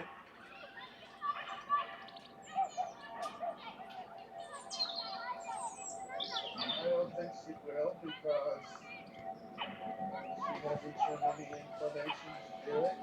But people like Sofa Fluffy Kings and some of the other quite franklies all know each other. Right. My quite frankly's show,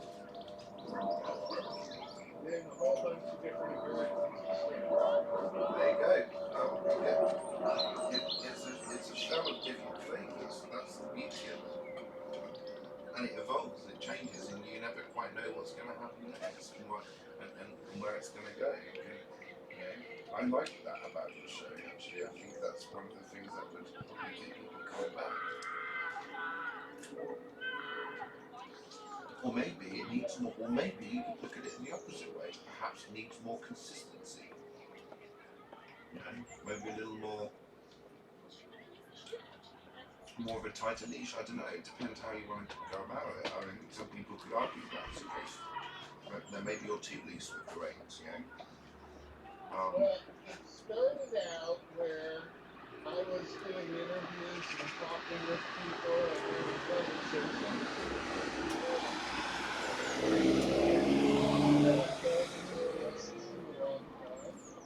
It's basically talking amongst the crowd and having different people come out and be characters and rapping and playing word associations and music and stuff like that.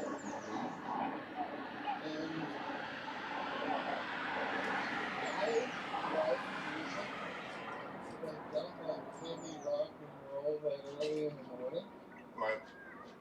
And when it got to the point where the people who were into the music were playing Can You Top This with rock and roll and rap, that's not my music. I don't need that early in the morning, guys.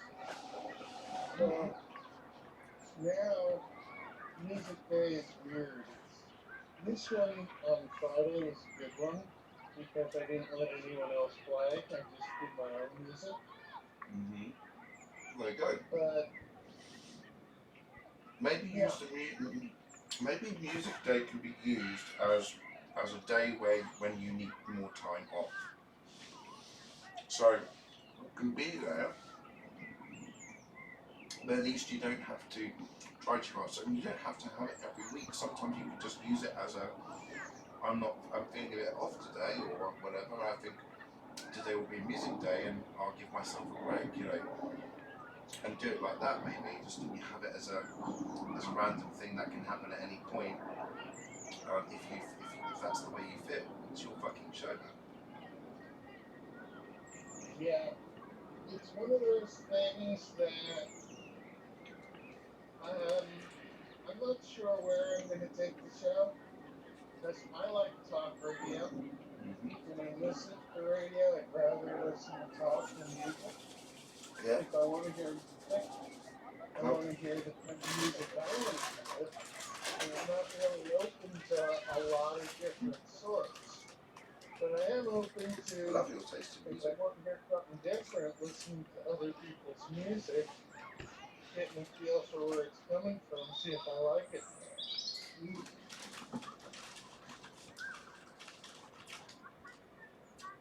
Speaker likes Tool. I have never heard Tool.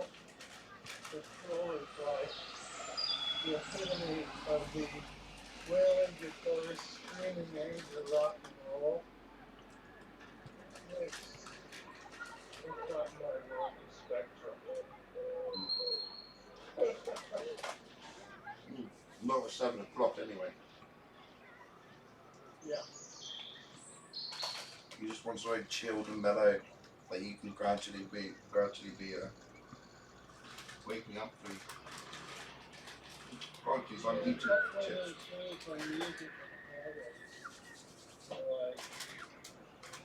The fun. People are having a lot of fun with the game, playing the game, but they really no appearance to seeing it all. And I don't know. That was a bad ASAP study for controlling it.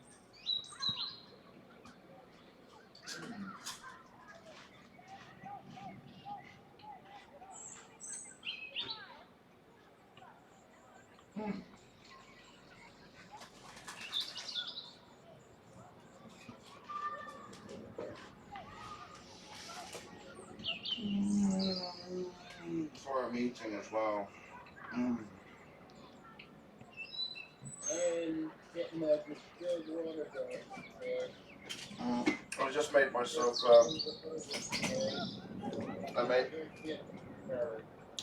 I had a brie and onion sandwich.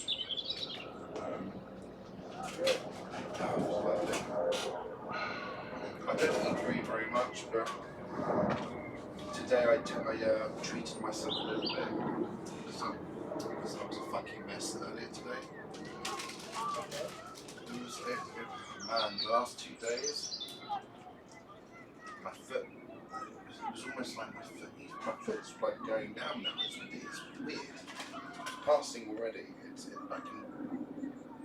I can move it around so much better now. I don't know what the fuck's going on.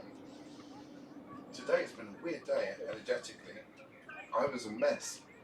When Willie came on, I was in the middle of talking to a tree. I was sat in here and Disintegral, and I went to the park after I went to the shop, and I hobbled through the park, so I extended my journey, I made it a bit, and I sat by the tree that I like, and I put my foot on the tree and I asked for healing, so I just sat there, my foot on the tree, and I was really emotional, and it was kind of like, I was tearing up, and then suddenly Willie comes in, I'm like, what the fuck? I'm crying, and I'm like speaking to Willie as if I'm like really quite upset, you know, like really in the middle of tears. I've got my sunglasses on, people are walking by looking at me, what is that man doing? He's just sat there next to a fucking tree, you know, with one foot on the tree. I'm not big, I don't care. I have to sit here for a few minutes because it takes a while for the tree to wake up to notice me. So I sat there for about 10-15 minutes and gave it my message. I asked for healing and I offered healing back in return. And it's my tree. He's also a poplar. So there are some magpies living there. And I think they're my magpies too. They were probably wondering why I was by the tree, but that's where I was when I began this. And up to that point, I'd literally been crying and walking, well, hobbling to the shop from my home because I needed to get some tobacco. So that's why I ended up with these snacks as well. Because I went to the shop, but it was really painful, and I was in great pain, and I was hobbling, and I was in tears. At the same time, I was also battling a load of mental stuff as well, like loads of anger and resentment and pain coming up that had been so deep and still there, and it needed to be opened and let out. So I was like basically just fucking under my breath, like just fuck this, you know, like really just kind of.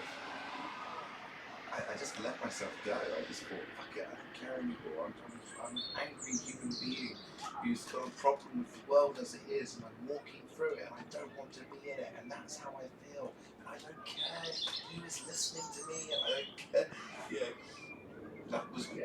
I was walking, hobbling around. I was like, because I was very slow as well, so I'm kind of like there, and it's like this is taking forever, and so I was just basically thinking aloud. I'm thinking to myself, nobody else talks to themselves like this. Because I'm on my own all the time, and I talk to myself regularly. I do it now outside in the street as well. And people were thinking, what? Because normally what would happen is when you go outside, you close down, don't you? You clamp down, we stop all the weird behaviour, idiosyncratic behaviours that we have. Because we have to present a false veneer of normality when we're not, you know, when we're not these things. We've all been trained to wear ties, you know, ties like a ball and fucking chain. We've all got a fucking chain around our neck. No fucking way. I'm never going to wear a tie again. Fuck that shit. I'm not a slave. I don't want to be a slave. Who wants to be a slave? Fuck. And yeah, this is the kind of stuff that was going through my head. Basically, that is, though, you know, all the time, just like all morning. It's still kind of there in a sense, but you helped me to focus some of that into a really positive and constructive way. And I'm actually, as a result, it's also given me a little bit of a boost because I was worried for a while that my heart has closed down a little bit as a result of what happened in the flame. That because of the hurt I feel, at the way I've been treated, like I'm worried that I've closed my heart. I don't want to close my heart. I want to keep it open. I want to be in a state of love. I don't want my progress to be hijacked by this situation. You know, I know that it's not that they're intentionally hijacking me, but the situation itself hijacks my reality, my equilibrium, and it breaks. And because the chaos of those emotions, oh my goodness, the emotions were insane, Lily. I was rolling around the bed screaming into a pillow at one point. It was mad. And it just, it was like the pinnacle of all my angst, all of my depression coming out like a big fucking boil, and it would just burst everywhere, and it was just all of the anger and stuff coming out of me, all the self-hatred, everything, you know, just that's what's been happening. Like, whoa, you're really digging in deep there, whoever's doing this to me, you know, like, but the way I see it is, over the last 2 years, we've all been going through our own process of purging, and we've got like a team or something that is constantly monitoring us and helping us through it. We don't see them, but they are there, and they are doing things to us all the time, like tweaking us, adjusting things, possibly even affecting our decision-making process or the relationships we have with each other, because it may be necessary for me to have to leave the flame, for however long I do leave it for. I intend never to return at the moment. I am aware that things change, but the cycle before involved me returning,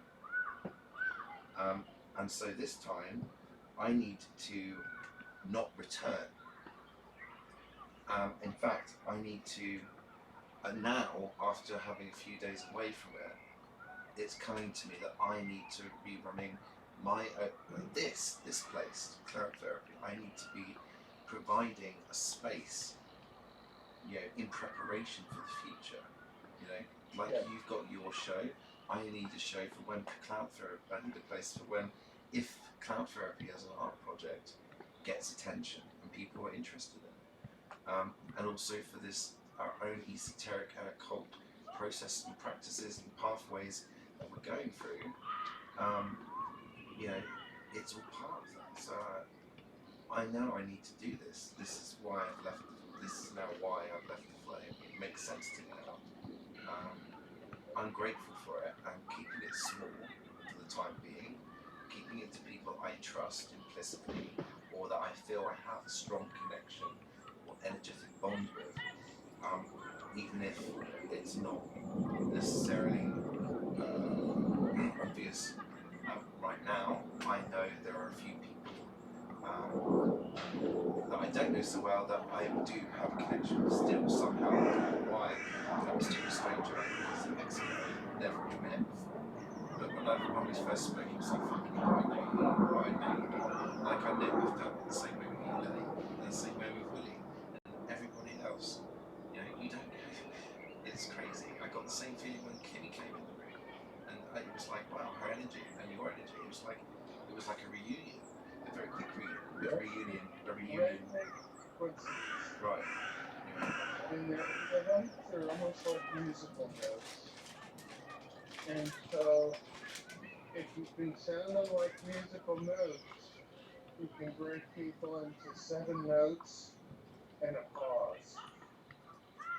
And so, I like to work in pause, because I do understand that everybody is marching to their own different drummer, and the beat is not necessarily the tone. Well, there's a lot of analogies that we're going to make. You can get words in different ways. And I hope people are up for explanations of what they know, because we got to explore what we know to find out what we know that we really care about. And at the moment, I think we really don't know anything. So, I can volunteer some chemistry knowledge because I work in the field, and I can volunteer a whole lot of people knowledge because I'm in the role of Michael Smith in Stranger in a Strange Land, and I landed here from Mars. Nobody asked like how much people, but thank you. I have an odometer here. Thank you. And I walk in the periphery of the field that we're planting hemp in, so I can tell how many acres the field is going to be. I figure that since I have the odometer and it can measure distance, that the dog doesn't mind the walk. I need the exercise. It's a gorgeous day. Yep. It's funny because I got to know this field as a wildflower field with a couple of glades with trees and just quiet places to hang out and meditate. All that's gone. It's now a cloud-filled.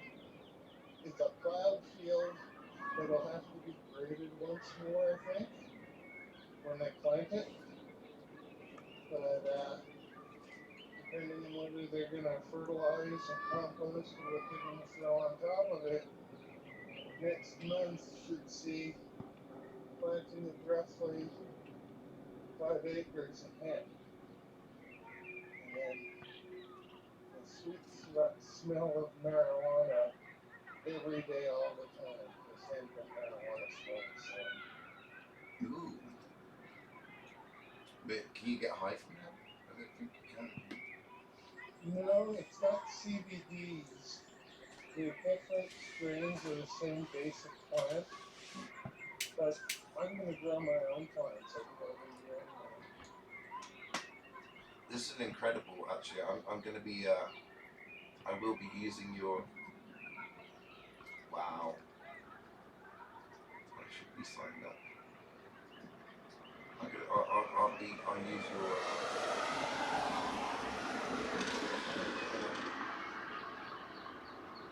I'll be naming my posting keywords.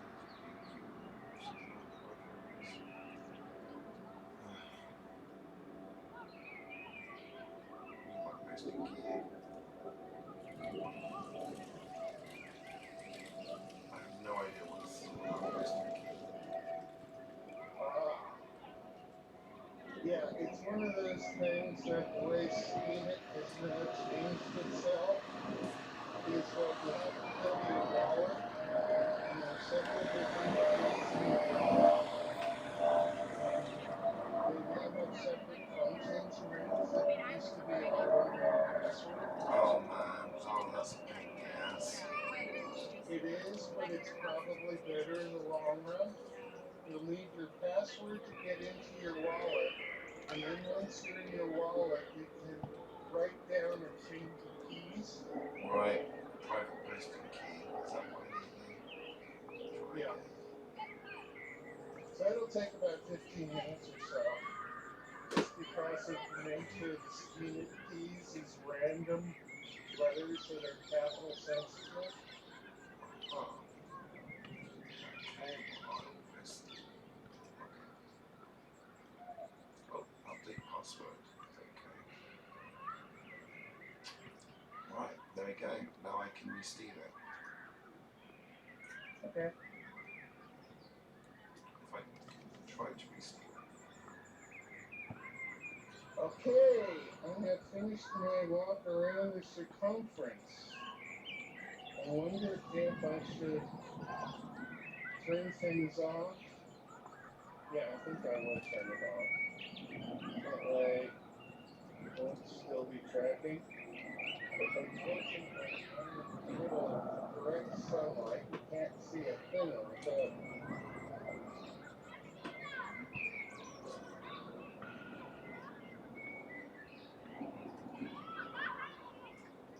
Well, I voted it up. I'm assuming that does something, so. Yeah, it has been a long enough time since I posted that I don't know what happens if you vote and upvote on something that hasn't been around that while. I'm sure they probably process it and pay you a week later. Yeah, I'm having fun with my skim it account again, but I'm only putting maybe 2 or 3 posts out a week. I'm not trying to keep up with the Joneses. Right. Huh.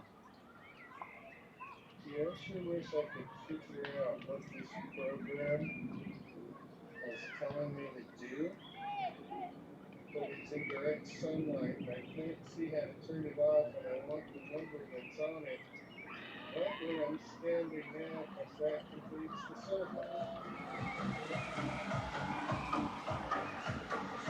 Okay, that's I need to go somewhere in the shade so I can see the screen, because they insist on making it a black screen.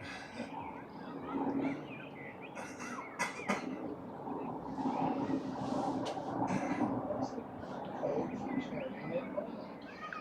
You would think there would be something there that's just an off button that you can take it and turn it off, but no, nothing here that says off, turn it on. Slide the button to unlock the off. I see what's going on. They upgraded the program so it does stuff that you don't ask it to do, and I don't get this at all. There's a red stop sign. You'd think that the hitting the red stop sign would stop things and get you out of the program. No. I hate icons. Whoever decided to things, instead of being able to talk in words and tell people how to function with this shit, just ticks me off when I can't use this shit in a way that I can just turn the damn thing off. Technology. I'm gonna look Don't worry, at it. you do better than most. I'm gonna look into Discord in 5 minutes after I've reviewed everything. Okay. You do better than most people. Most people in your category, whatever that might be.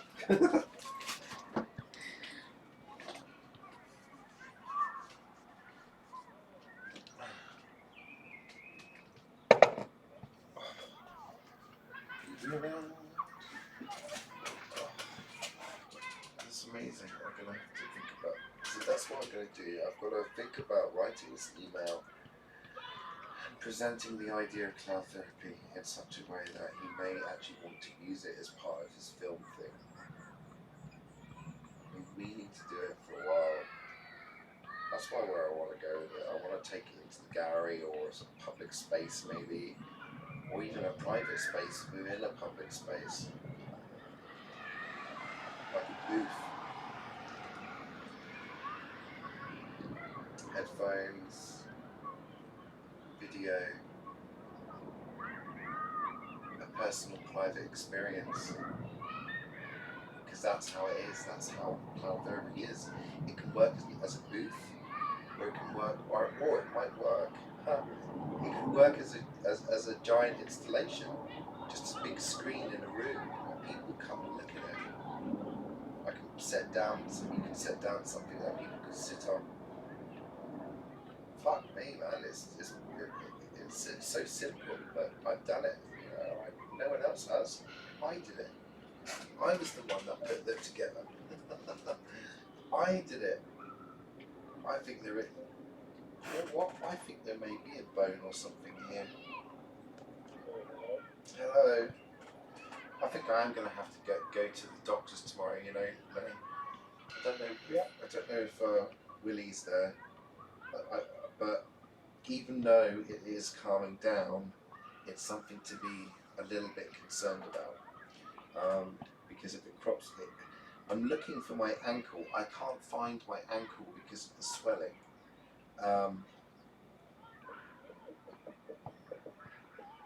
That's the difficult part. Else, it'll get you a pair of crutches. Well, I wouldn't mind. That would be quite helpful. Crutches would have been very helpful over the last couple of days. I tell you, couldn't walk. It was painful. But yeah, no, that's items that I've learned to keep on hand. Everywhere where I live, I've always kept crutches. I can't tell you where my crutches are now, but they're somewhere here on property. oh man, I feel like I've achieved something, mate. I feel like we've just had a big download, like we've had the next step shown to us. This is possible. This is where you're going with it, and also the perspective to realise we can't comprehend exactly how we fit into the big picture, how we will fit into the picture somehow with our works. We make the final picture, we're part of it, we are fragments of that picture. So I'm kind of, it's about kind of, I don't know, I find I feel like I'm being told that, you know, just trust that what you're doing is having an effect, that what you're doing is contributing positively, or at least in a way that is productive and creative for everyone. That's the main goal. That's the main goal, you know.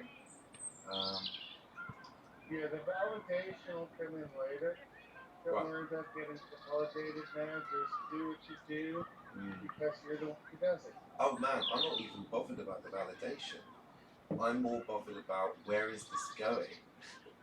Where is this going? Where are you taking me? What's this all about? I am intrigued by the journey. I feel pulled in. I feel like I'm excited, and so my only concern really, is just following.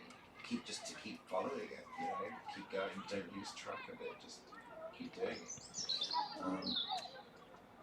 I'm not even that fussed about the validation. It's because it's about the work. I realise that now. You know, it's not about me. It's about what I can do for everyone else. Although it's an art project and it may seem insignificant to me and many other people, it does have a part to play. I don't know how, I don't know why, I don't know when, but it exists. It exists, and there is a lot of it, and I think eventually it's got something. So, and I think the same thing about the new way.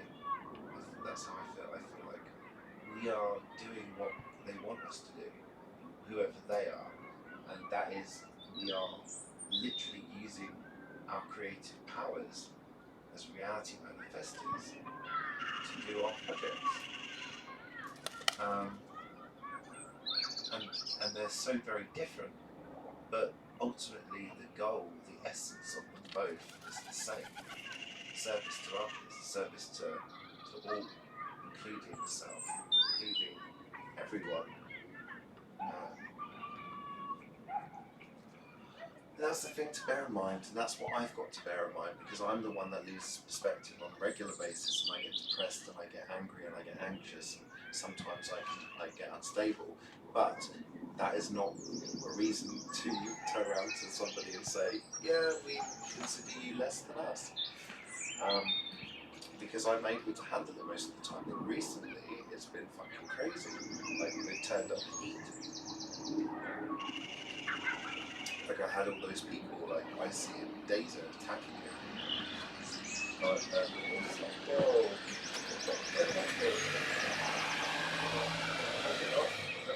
I'm in it for a fight. I just want peace. I'm just here to bring peace. You know? So there are other reasons not to go back. Because ever since I've left, I feel like I found my voice again. You know? I feel like I found parts of myself again. Like as if part of me was diverted somewhere else while I was part of the flame. Now that I have my own thing,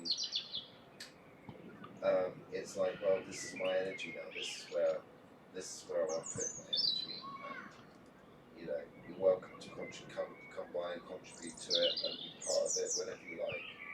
And I'm not going to set any rules because it's a small server with people I respect, and I have absolutely no expectation that anyone will come into conflict. I don't believe that's going to happen with the current people here, so I don't need to enforce any rules. Maybe that will change in the future, but it's just a fucking server at the end of the day, just like the flame is. So, and my point wasn't about Amber tried to bring it down and make it as if it was just a trivial matter about a role. And I'm saying, no, this isn't about the role. Fuck the role. It doesn't matter. This is more about what this situation implies.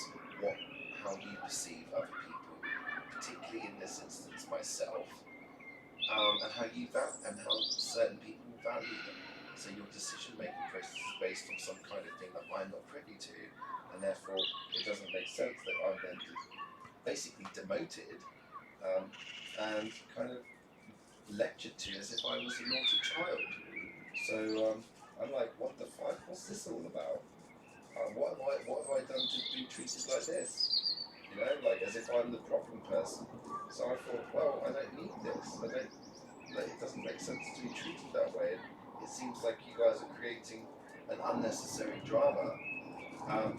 You know, just because I pointed it out doesn't mean that I'm the one that caused it. You guys are the one that made the decision that's going to piss people off in the first place.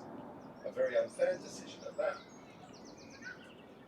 So, whatever, I move on.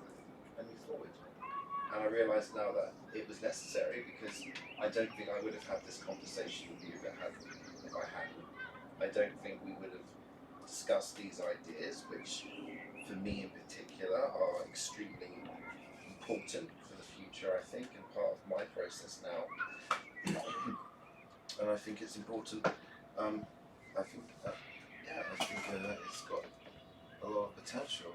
I need to explore it and see where I can go with this. And I think having that break from flame has given me that.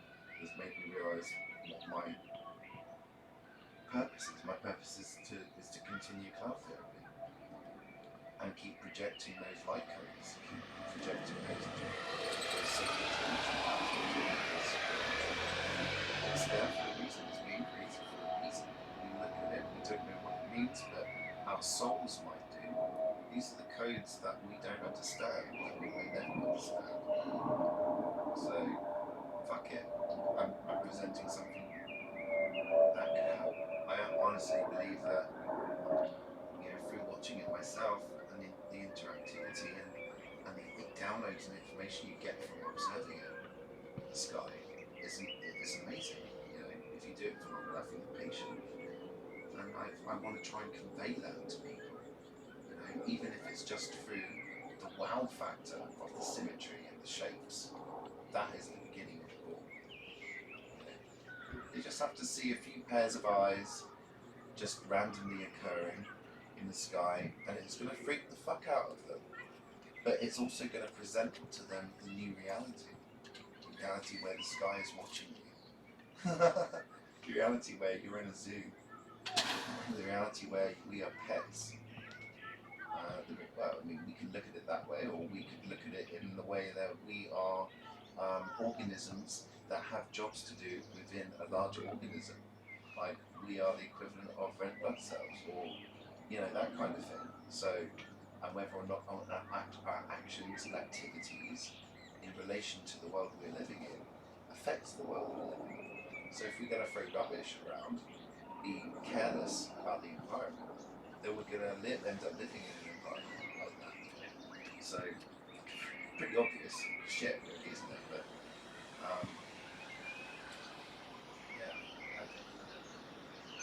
this is where it's at. Learn not to foul their nest. Right, don't shit where you eat. The birds are learning not to shit where they eat. They're realising this is where you eat, and there's shit everywhere.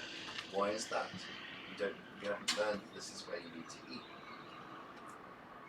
And eventually they'll stop doing it. I mean, hopefully the pigeons will stop doing it. Although the pigeons don't really seem to give a shit. So the other birds seem really fine with it. They take turns. They queue up. In fact, sometimes they'll do stuff together. It doesn't matter. But as soon as the pigeons are there, all the other birds are fucked. And then the pigeons eat all the food. I mean, it doesn't matter. The squirrels are a bit naughty as well, but I can forgive the squirrel. The squirrel's just taking the nuts, the things it likes. But pigeons are terrible.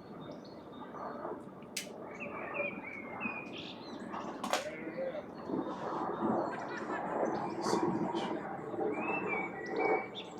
I got to meet a pigeon from Armando. This pigeon was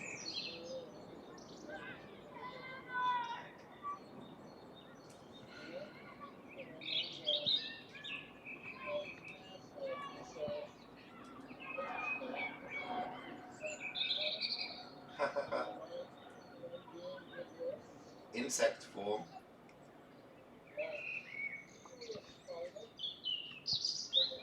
Oh, it's an arachnid.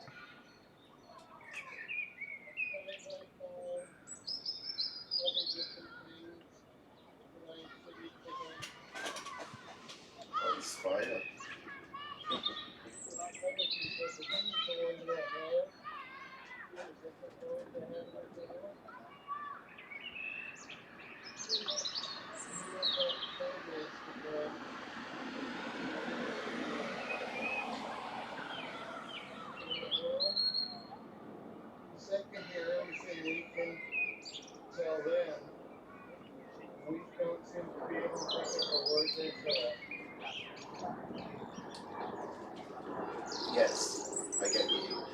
sometimes it's through there's noises. It's like sometimes when I'm hearing the birds, I sometimes swear I'm hearing vocalizations, like English vocalizations, done in a bird way.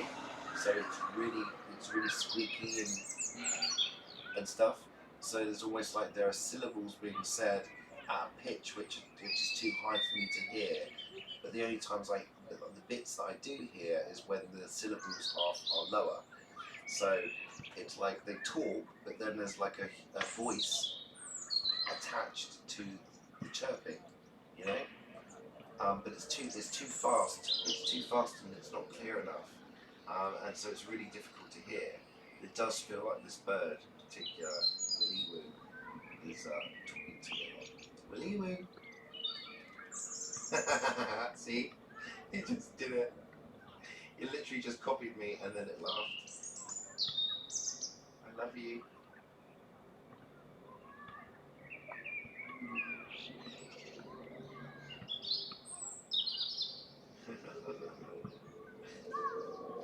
And it's not like the bird could hear me, you know. I mean, it's like I'm indoors, you know. I've closed one of the windows, so like it is strange sometimes, you know. I mean, he could be just responding to other birds, you know, but it's weird. The timing, there's a timing to it, which just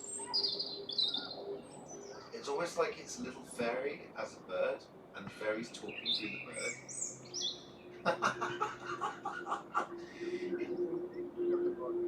Yeah, right. It's more like this is why I'm wondering about birds shape-shifting and stuff. Like, are birds really birds, or is that just their daytime form? What happens to them at night? Where do they all go? You know, it's like, really? They live in all these nests, these tiny little nests, enough for one bird and a couple of eggs. Really? That's where they live? I'm not so sure. I think they go somewhere else, and or become something else, and that's my thing. That in this reality we see them as birds, but actually they're much more than birds, and they're communicating because in the way they do, because that's what they do. That's how we're seeing them. But they're complete. That's all I can say. That's all I get. You know. Now I can tell you that they've got a human mind, see themselves as human on bird scale, see us as something like a rhinoceros or an elephant on their scale, and deal with us as though we're a dumb animal to be avoided, and occasionally call it help from, especially in desperate situations. Or when there's food. Well, that's a desperate situation. We're good for feed. That's why cats keep us around. Because not only are we good for feeding the cats, we also clean their litter boxes. They get clean litter boxes. I mean, they get it good. Birds just shit where they like. We're looking around outside, and I decided I would start digging my next bathroom because the current one is almost filled to capacity, and I'm going to need to move it. All right. And to some roots, which I guess I'm too close to under a tree, but I found a place that's out of sight, out of mind, and not too far a hike in the morning. So I figure that. You have an outdoor toilet? What was that? You have an outdoor toilet? Yes. Oh, I don't know your way of life that well, to be honest. I know you have a kitchen area of some kind, which is also outdoors. I don't know. Do you have a bed? I live in a 40-foot fifth wheel. Okay, but you've got more space than me. I think mine's let's have a look now. 1, 4, 6, 12 feet by, well, maybe 14 feet by 12. there's an L shape as well, so it's difficult. You can't get proper dimensions because it's got more than 4 sides. So it's just one room basically. And my bed's on one side, the kitchen's on the other. And actually, I'm quite happy this way. This is how I like this bed. I like it in bed set actually. It's my space. It's small. Doesn't have, you know. I mean, I've probably got too much clutter around. To be honest, I need to throw a lot of shit out. But it's mine, you know. Not mine, but I don't mind. It's enough for me. You know, I don't need more. The more space you have, the more cleaning you have to do. I hate cleaning. So, like, yeah, just like one room, one floor. That's it. I use cleaning as an avoidance when I have real work to do. Yes. Yes, I clean when there's other things I should be doing first. Definitely. Yep.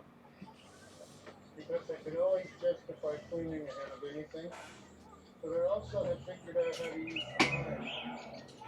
And if when you get a project, you get it done up to the point where you need to think about it, take as much time as you need to think about it. A lot of the busy work is done. And that way you get a much better product.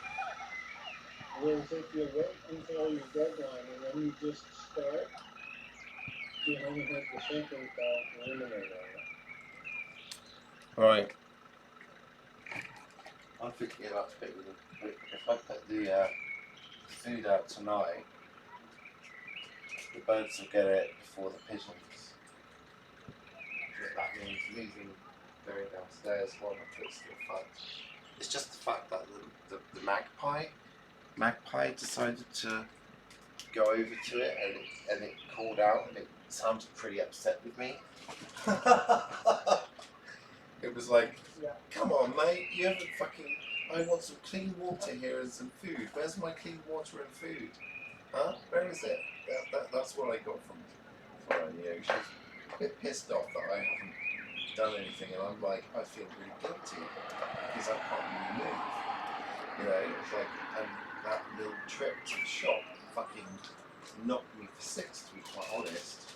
I really needed that sit down by the tree. I mean, if I didn't have that sit down, I probably would have been fucking knackered. Oh man, I want some chocolate now.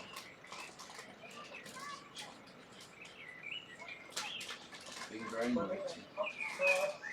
About 40 feet, no, maybe about 80 feet, 100 feet, and I switched cats. Somehow tripod is gone and Einstein is here. Oh, hey Einstein.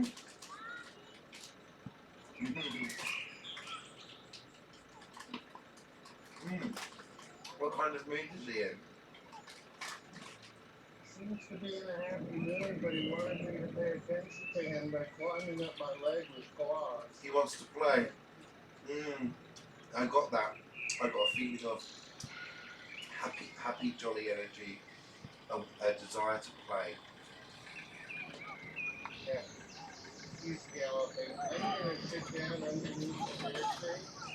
Yeah, he's really energized at the moment. Let him take over my feet. He's a bit energized right now. I don't know why. Look at the global resonance. Sorry, tabs. I'm sure I can find it.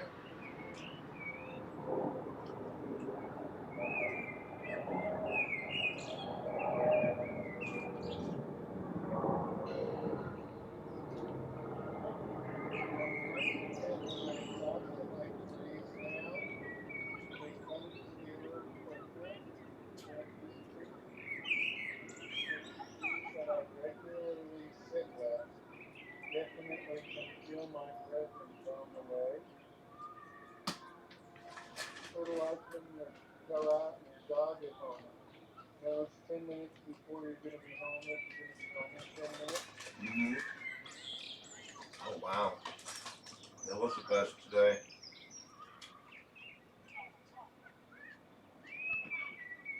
Okay, now I got both cats. Yay!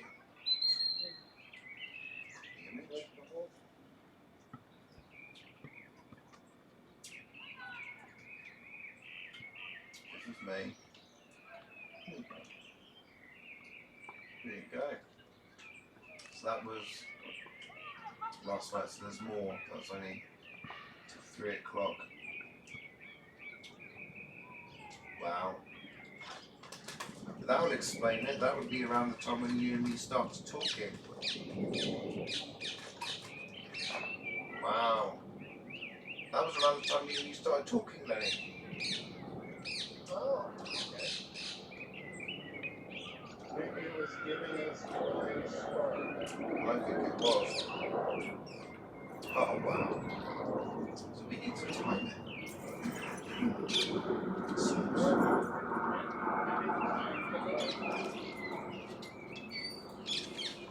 Well, that's why I'm wondering if we caused it.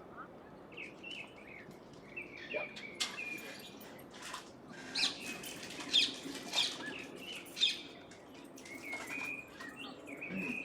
I wouldn't want to think like that, but it does correlate, and it's still going now.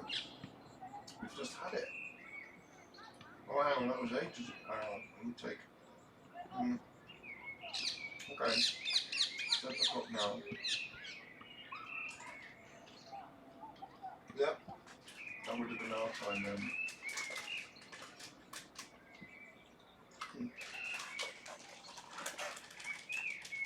So what I'm finding is that the physics of the world has changed a little bit again. So I'm pretty sure I've altered my reality just like this. I noticed because now when I light my pipe, I sunburn from the coverage. Interesting. My thumb. I mean, I swear I did notice something earlier. Almost like a very minor blip. Like almost as if I did momentarily shift. And the funny thing was, well, the funny thing is, my foot is now more mobile again. It's as if the issue was never there. That is insane. So I've literally shifted now to another version of myself. Also because probably my heart's still opened up a bit.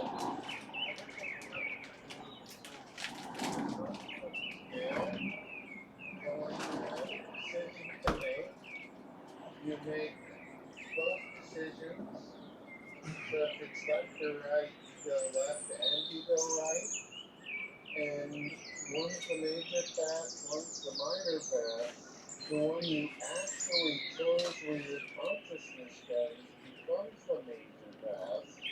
But there are other paths available. But once the major path is set, if the decision doesn't make much difference, it defaults to the major path. If it makes some difference and is important but doesn't change the timeline, then it can stay on the minor path, and your consciousness in the minor path would make a different decision than the major path, but within the society, either or is a fine decision. But sometimes you get onto one of the super minority paths, and you make a decision that takes you into that perpendicular reality. And if your main consciousness is in a perpendicular reality, you get to have an adventure outside of your time dimensions. And how much time you spend there depends on what it is your decision is to be there. And so I find it really good for getting a lot of thinking time when I step out of the dimensional reality. But when I step back in, I'm not certain I'm in the same reality or in the same temporal space. I have lost segments of time in the past, and the more I think about it, the more I go with the movie The Butterfly Effect, where growing up he lost segments in the past because it was his future self coming back to alter his reality. Huh. You know, I've got a theory about this human resonance thing. I was just looking at it while you were talking to me. So in the past, there have been a few times when there's been some strange markings on the readings. Now, I don't know what they're all about, but then recently, when I've been looking at them with Photoshop and noticed that they've been doctoring some of the images by pasting white chunks of colour over the white areas for some reason. I don't know why they do that. I mean, it could just be a thing that it does because it's such a block of white, but I don't know. I've looked at it. It's clearly a box that somebody has drawn, so it's a little bit suspect. But anyway, the main point is I noticed some markings, which I thought may have been the kind of Morse code. The problem is the markings are not clear enough, and you can miss vital dots, and it's sometimes difficult to establish what a dot is and what a dash is because some of the markings are a little bit too close in size. Then I thought to myself, hang on a minute, what if it's not those which we need to be decoding? Maybe those things are meant to be indicating what the human resonance actually is if you take it on if you take it over a certain time scale. So is it possible that the blasts are potentially giving us Morse code? That would require me having to go through quite a lot of stuff and then try to determine what would constitute a dot and what would constitute a dash and a space and all that lot. So I'm looking through some of these older posts, I'm thinking it is possible. It is some of these might be dashes and some of them might be dots. You know? So I don't know, just thinking aloud. I know it's a little bit crazy, and all of my ideas are a little bit crazy and out of the box at the moment. That's when you need a graduate student to a scientific task of resolving the issue. Right.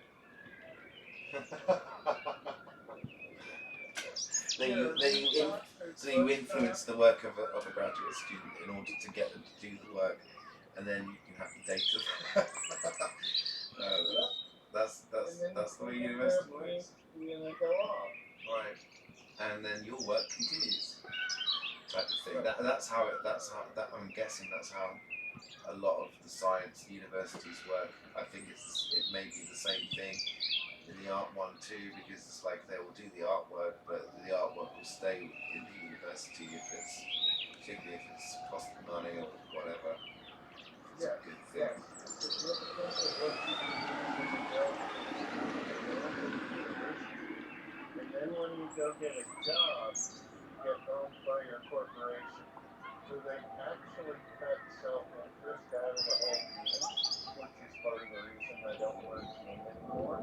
Is because I could work my ass off or I could not work at all. Either way, I could get paid approximately the same amount, which would have been enough if I didn't have a wife and understand. So I think you understood it quite well. Maybe too well. Maybe too well, mate. Bertie is laughing. He's saying, can't understand you, mate. What are you doing? Talking to the bird. He's I saying, wonder if everybody's talking to Einstein. could be. Einstein's on the prowl right now, and it might be that he thinks we're talking. Or he thinks he's talking to tripod. I don't see tripod at the moment, but what tripod likes to do is that once I'm settled, he'll find a place up off the ground we can observe.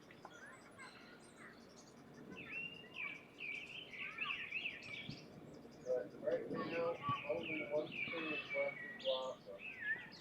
The apple tree. One of two apple trees. And it was funny, 2 years ago, this apple tree was super prolific. Last year, not so much.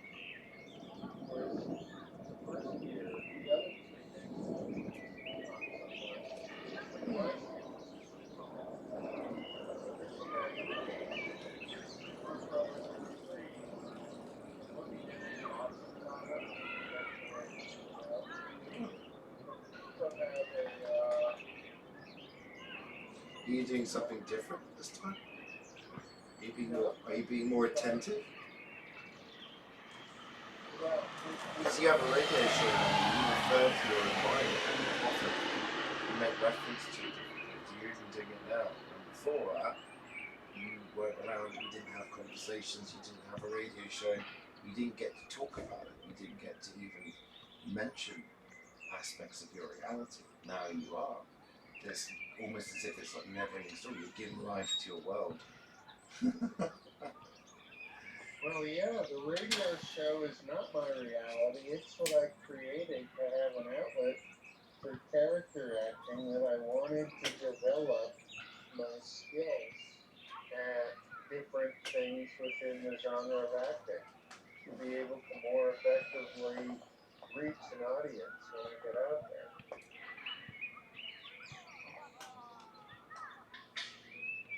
I don't know, maybe I should play the role of Sean Connery. Bond. James Bond.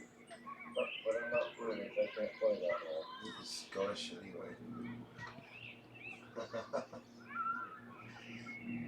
They like to make that distinction. Izzy says hello. So is he. So you're Licking cat, which is not allowed. Izzy, go again. See, Izzy knows that the cats are allowed on the lap. She's been here longer, so she thinks she's allowed on the lap. But the cats might weigh 10 pounds, whereas Izzy weighs 65. So, pitbulls are not lap dogs. But Izzy doesn't know that.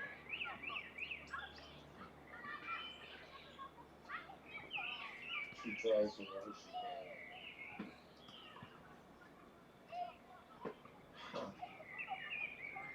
There's definitely some kind of Morse code. I mean, I couldn't possibly work that out.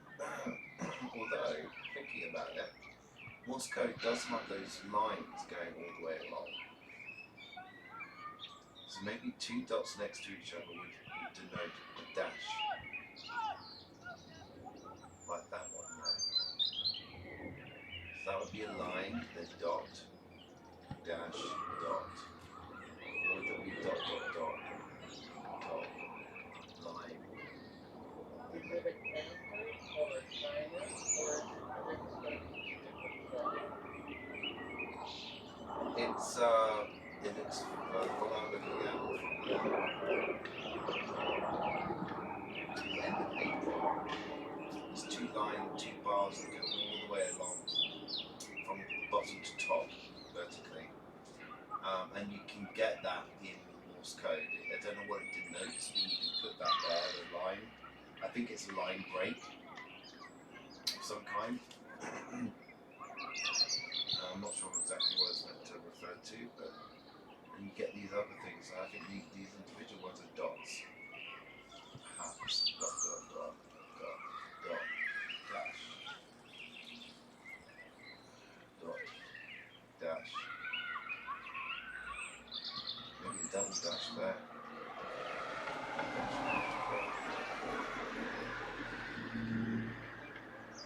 Yeah, it's possible. It's a possible concept. Are the blasts themselves Morse code? You literally just have to put these images together and read them. Somebody's going to do that. I need to seed the idea. It's a shame they don't have like a comment section. Now I could probably say something. Makes me wonder if there are tools that you can download that would let you read and interpret human language.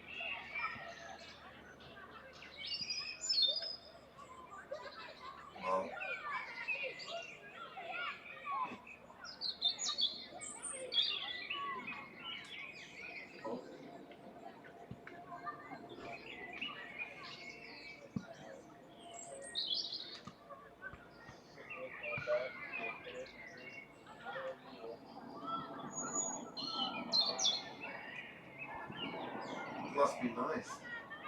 green everywhere. It is revitalising, isn't it? It's like you see it and you're like, oh thank God for that. I was tired of seeing those skeletal trees. It was nice to see them bursting with life. Nice to see it. Seeing the birds going into the trees and nibbling the leaves. Pigeons. Wood pigeons anyway. That is. Wood pigeons, yeah. Wood pigeons spend most of their time in trees.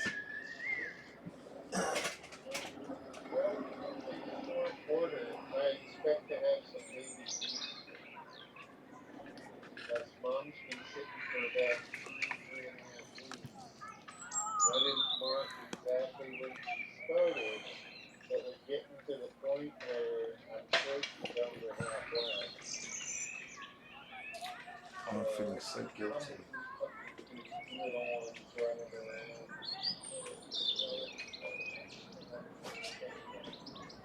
I don't imagine that they'll continue for very long. I'll go.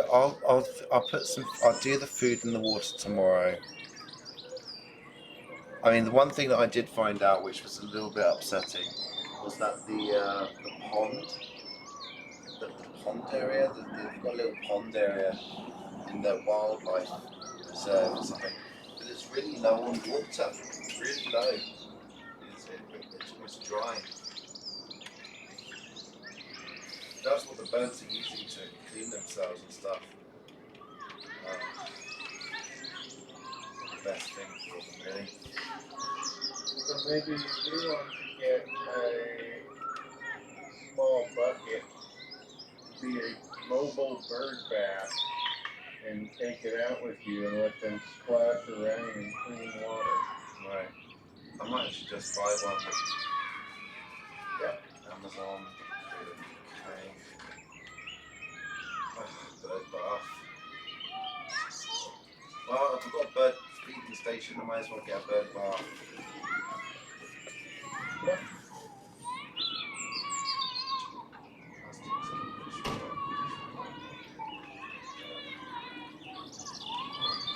As cheap as quite cheap.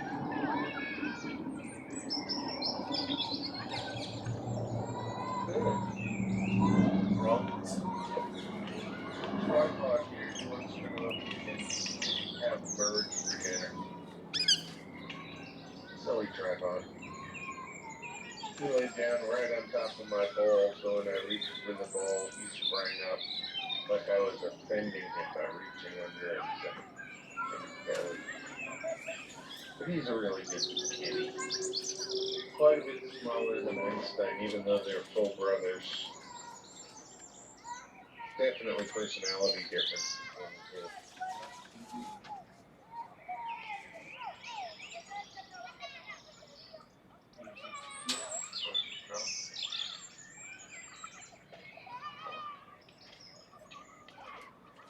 Why is bronze?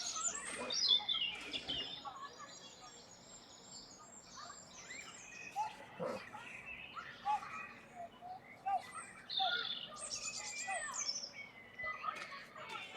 You get the bronze bird bath. I'm kind of thinking, where is it?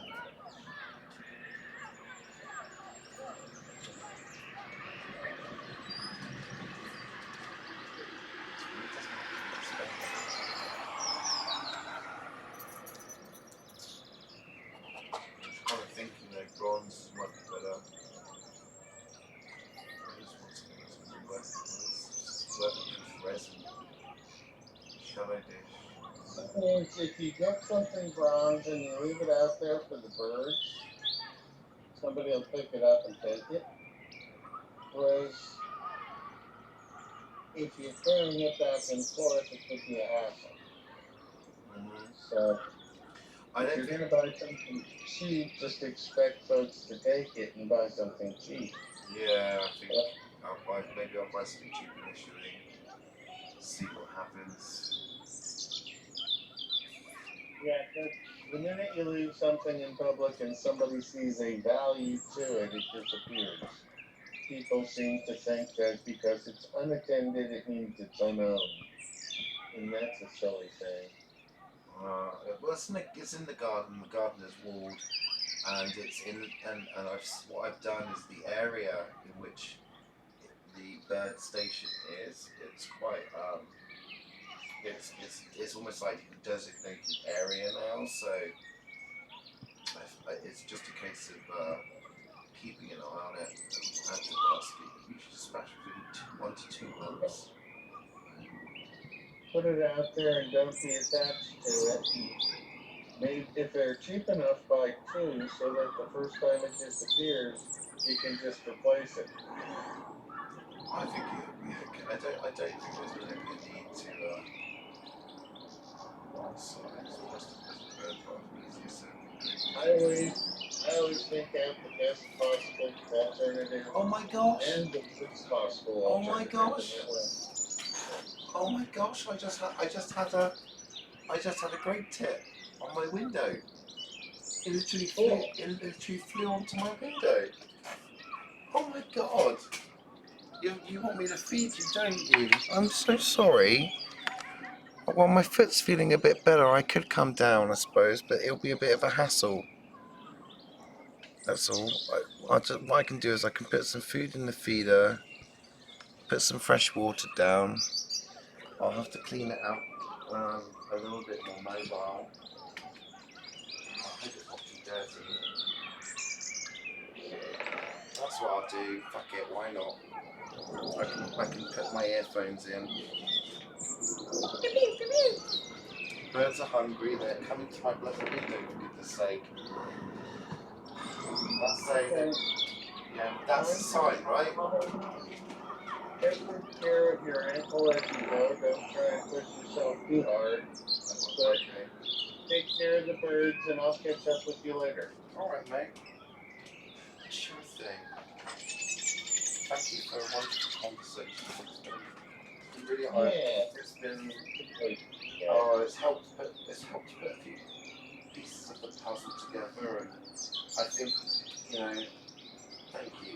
I think I really appreciate reconnecting with you. I feel like I've missed it, and it's really helped. So thank you. Really appreciate that. Good. I'm glad I found you here after you dropped something in my place. Because if you had been talking over there, we never would have gotten people to the conversation. Right. Well, it was a good video. I mean, it's one of the things that I've been waiting for someone to piece those pieces of the puzzle together for a while. It's like you see it and you can piece it together through different videos and whatever, and you know it, but no one has yet put A to B yet until that video came along. And it's very, very interesting. He was able to articulate a lot of the stuff from Mako's book, and Mako's work is incredible, absolutely incredible stuff. It's very worth it, and it's very interesting to note how they call it pseudoscience, considering his qualifications. I know that it means he's part of the system, but the guy is obviously doing something that they don't like, and that means it's good. If the system doesn't like it, and they call it pseudoscience, it means it's actual science, and anything that's called science is the pseudoscience. That's what it's become now. Maybe I don't like the way some people go around calling something different to pseudoscience. What do you know? Have you gone through it? It's like it's science. It's crazy.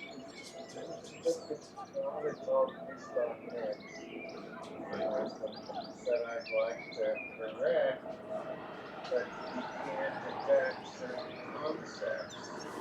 And because you can't attach certain concepts and they're off limit, you have to accept them as they're at. But this space and time continuum that Einstein gave us, that's time to ditch it. We know better. Yeah. So I look forward to talking to you next week. We'll get there. If you want to talk on it one day, let me know, and we can see if we can draw people into a conversation going deeper and to the ramifications for color. Okay, sounds good, man. Alright, be well. I look forward to that. Take care. Great. Bye. Right. Let's go. I need to get some water down there. Birdies are upset with me. I can't believe it. I can't believe a great tip. Big foul great tip came down. Bird bath. $11.95. Let's see.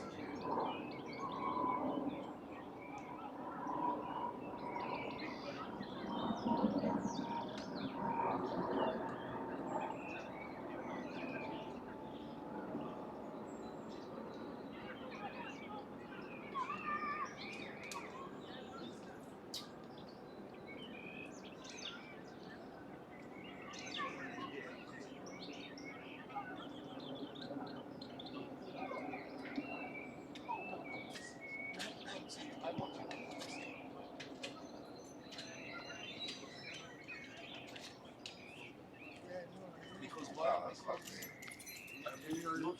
Small solar powered fountain.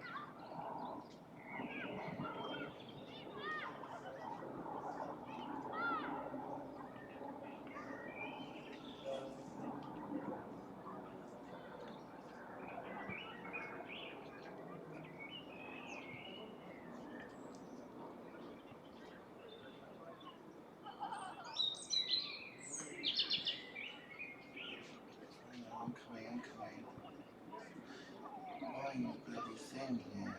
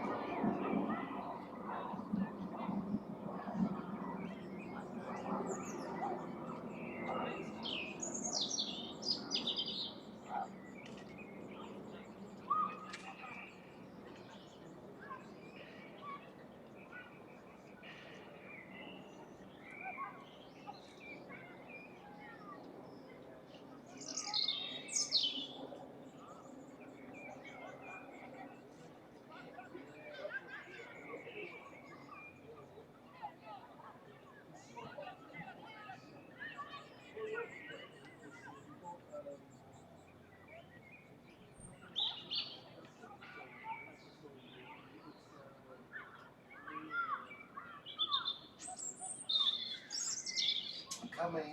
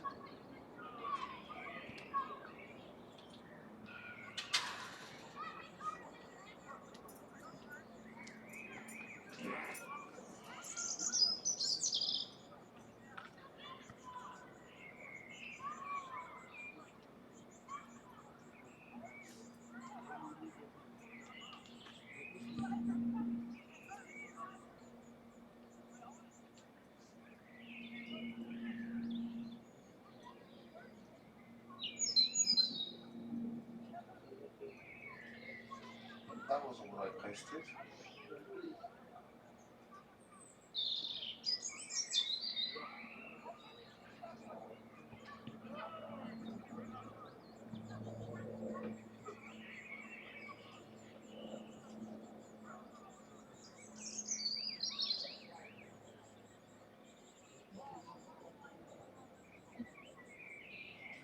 It's not the one I bought, but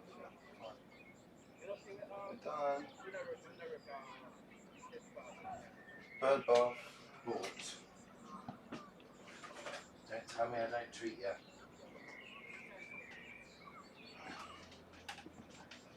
All the food, everything's been cold.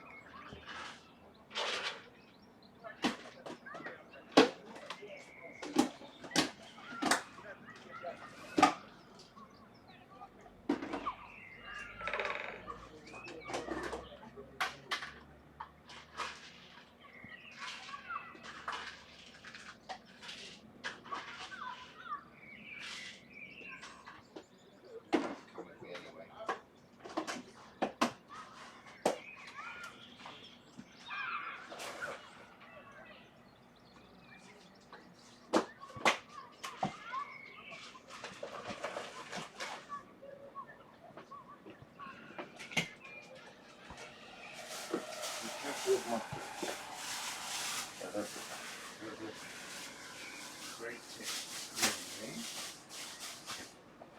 I must respond. So I must have responded. Where the fuck are those? You have them around. Here we go. Okay. Next, we do the water.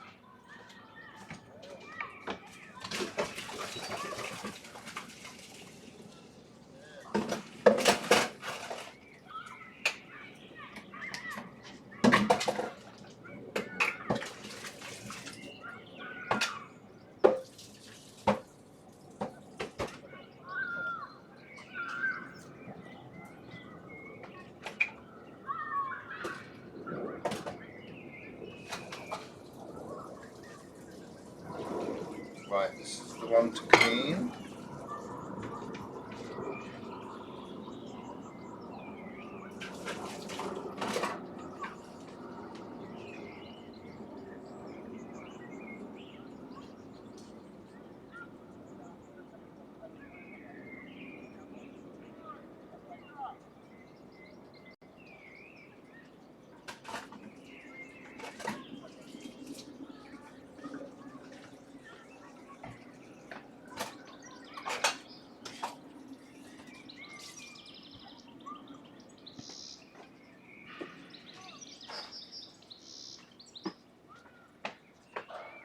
They're not happy because they're not being fed or looked after, and I'm failing.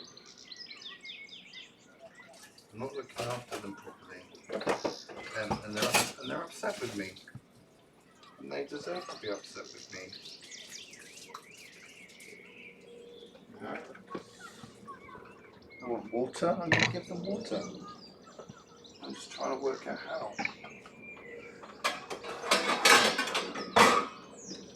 No.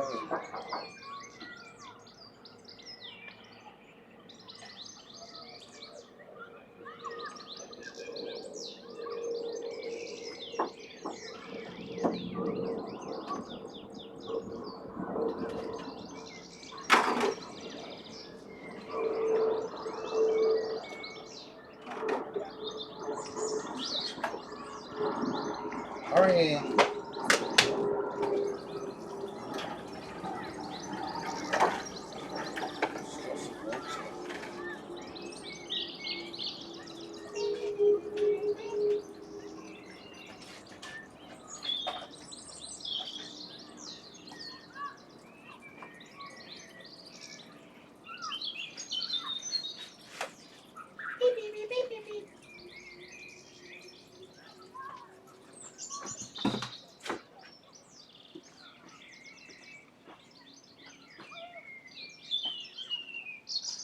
Oh, Birdie, stop it.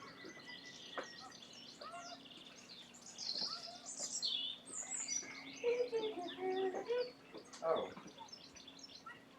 I forgot I was in here. You there? Birdies are talking to me. They're upset with me because I haven't fed them. Where's our water? Where's our food? What have you done? Why aren't you coming to feed us? We love you. Why are you doing this to us? So,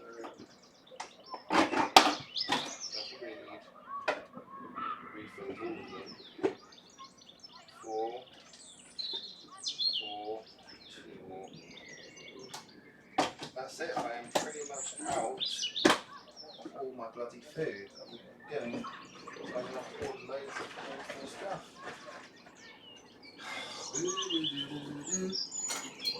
More food for birdies, yeah.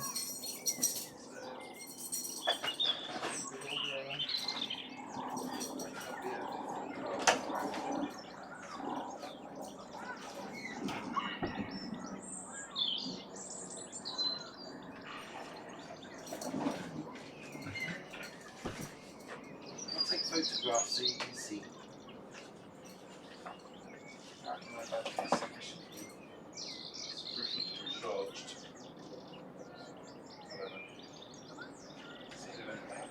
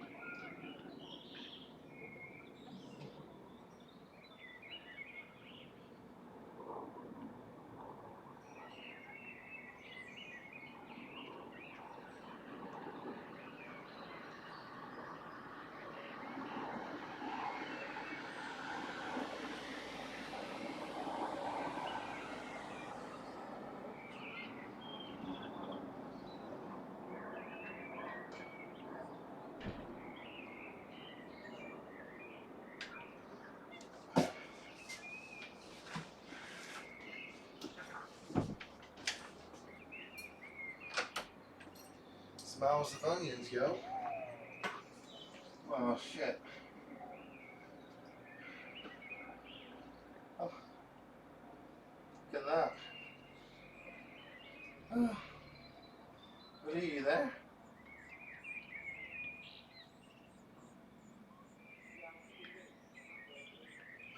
I left my mic open. I was hoping if you may have heard something if anyone came in. So I left my door unlocked too. Look at this, man.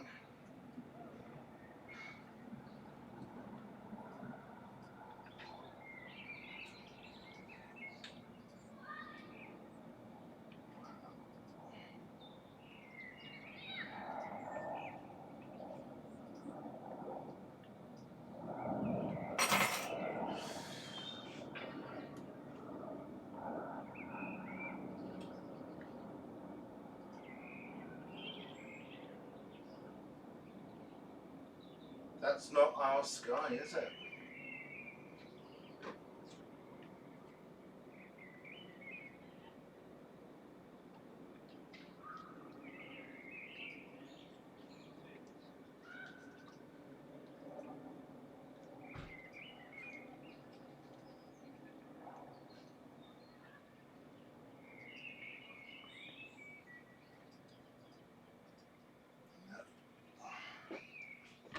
Hello.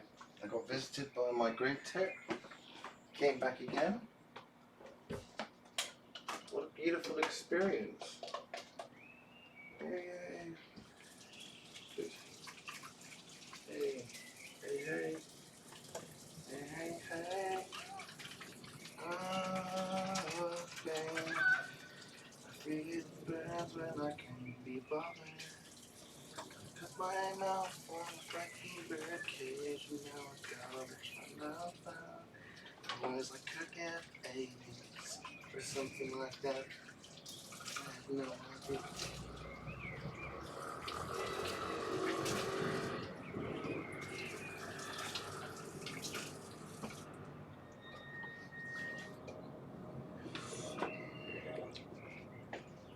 She's got eyes that seems to me reminds me of childhood memory.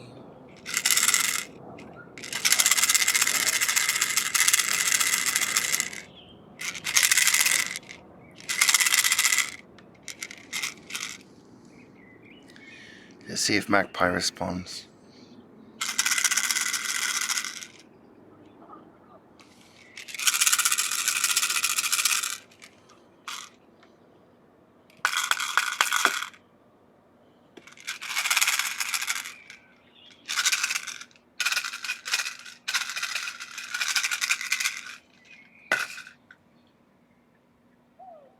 You there?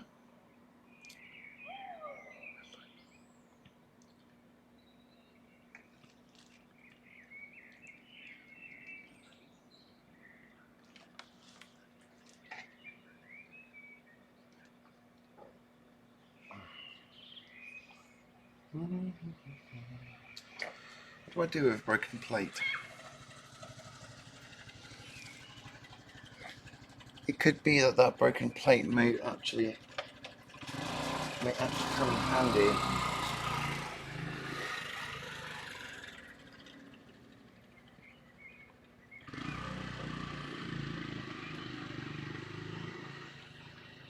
I could smash it up some more and then put it in the base of the bird bath for extra weight. Oh my fucking... Look at this. Oh, you're dead, aren't you? Goodness me. Really? Come on, man. You sleep at a time like this.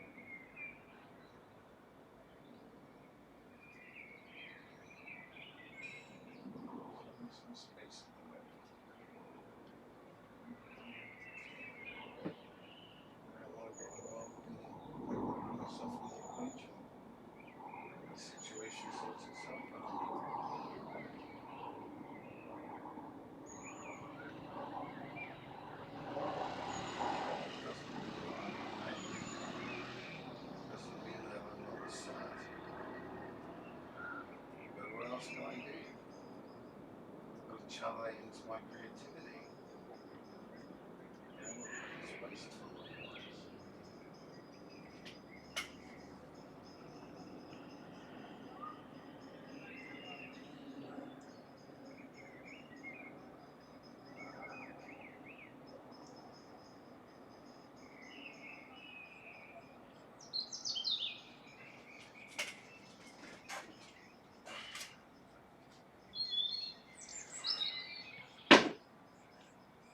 Ah, meine feet.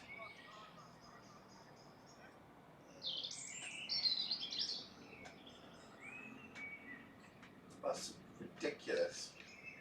How is that possible?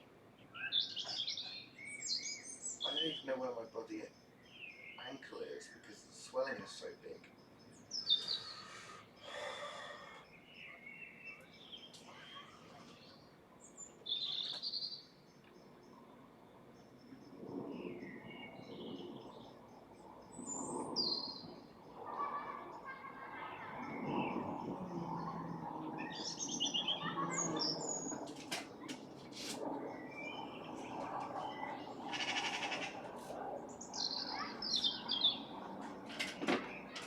The Achilles tendon, huh? Oh, there you are. I knew you'd turn up. I did it for you.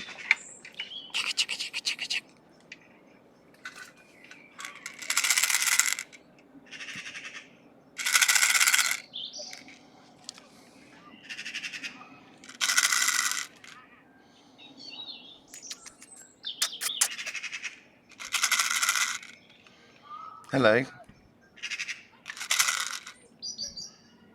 Food for you. Yes, yes, yes. There you go. And there. Yep. And on the other side. You have nothing to fear, my friend. Oh, look, there's baby one.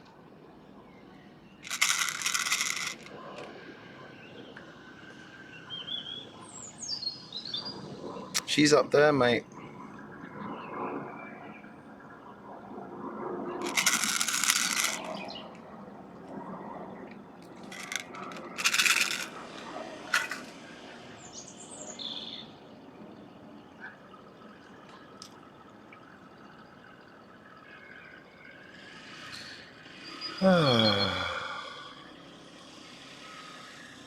Not me. We'll have a sign saying Mace has it, I suspect.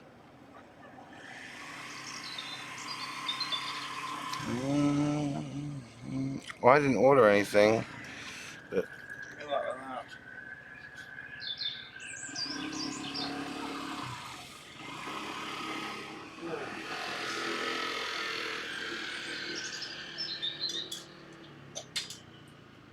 oh, where did we go? Where did we go? Sweet China, where did we go? Where did we go? Oh my goodness, look at that. I'm looking into infinity. This is like infinity times whatever. This is insane. This is absolutely fucking insane footage.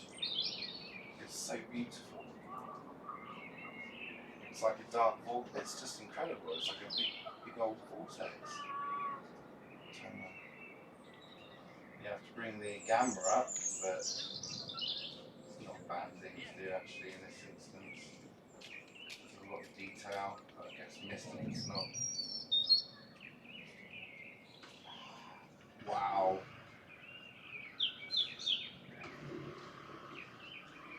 Where did we go? Sweet child.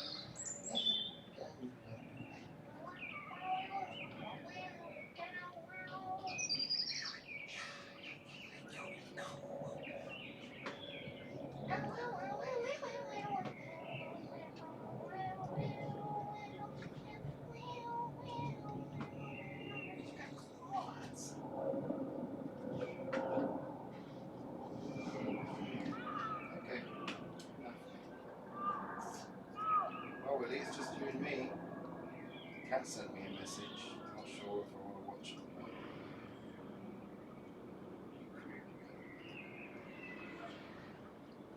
not. I can show you my bird feeding station if you like. Just take some photos of it and use your there. Oh my god. Oh, my leg, my foot, my body. Just takes it out of you, doesn't it? And I sat down and I still haven't actually put my candles on. Let's do this.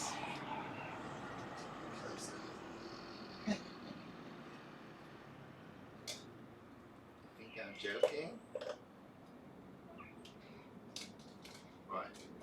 Come on then, get in there.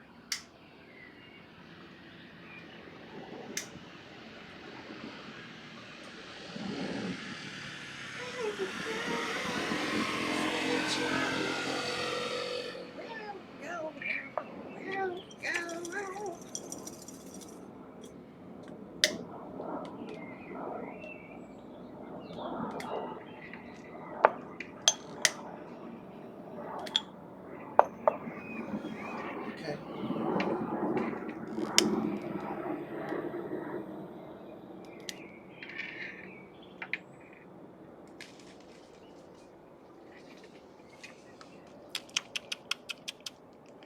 Hello, my darling. Yes, you're beautiful. Yes. I got food just for you. Put it out. Everything. Put some clean water out. All for you and your friends. I understood what you were saying. I heard what you called. I knew that's what you needed and wanted. So have fun. Have your food. I hope it's okay. I'm sorry if it's not right.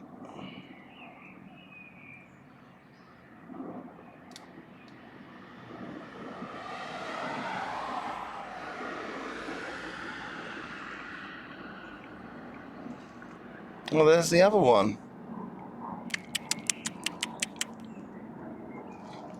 I heard you, mate. Love you.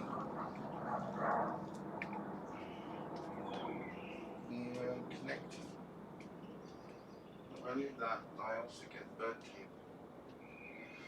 Yes, for birds. Any bird. Bird comes, bird cleans. Bird shits, I have to clean. I'll have to clean it. Don't worry, it's not important. It's going to be no different from all the other things. In fact, the bird feeding station will take over from the plastic dish I've put down. And then I can remove the plastic dish and there'll be space.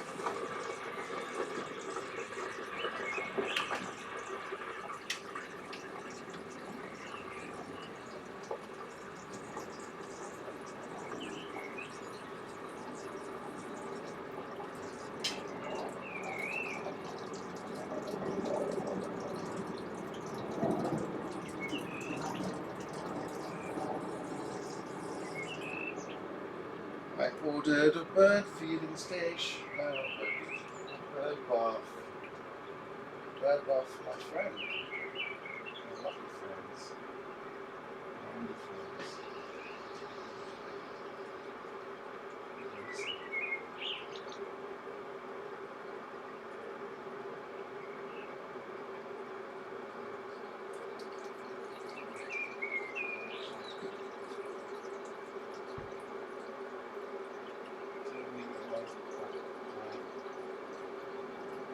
My keyboard has run out of juice. Shit.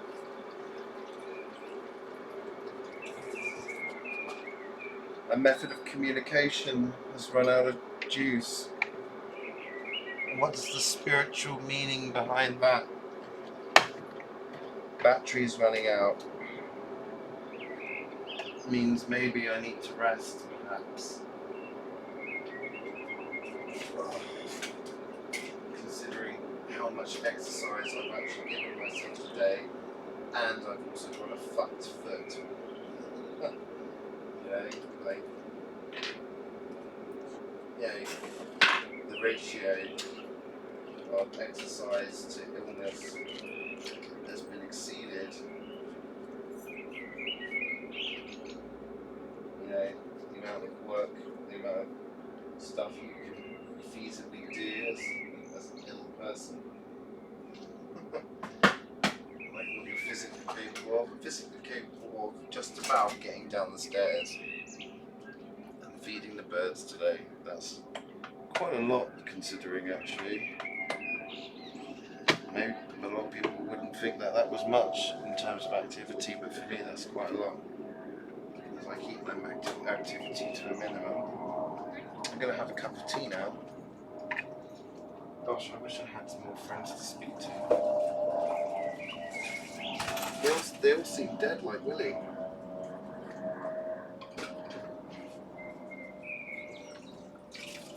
My lovely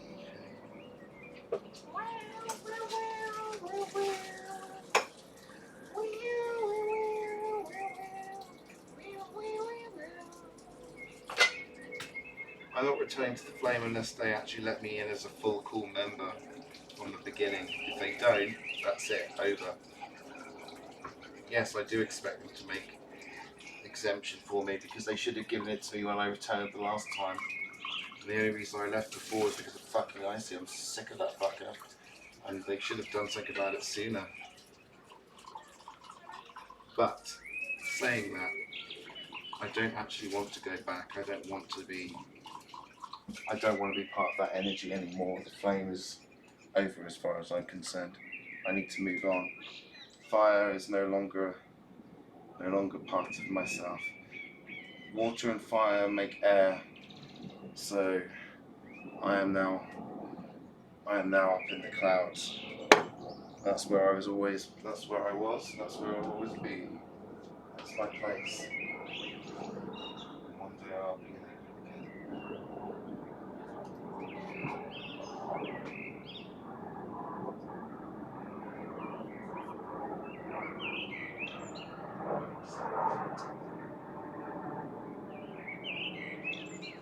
Doesn't give a shit. It's like I believe that there's something up there that's watching over me and that it cares for me more than the people I know in reality.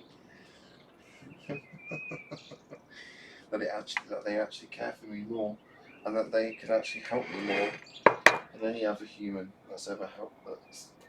And that's crazy. How can that be, you know? Like, so basically I'm getting lessons on how to be human from aliens.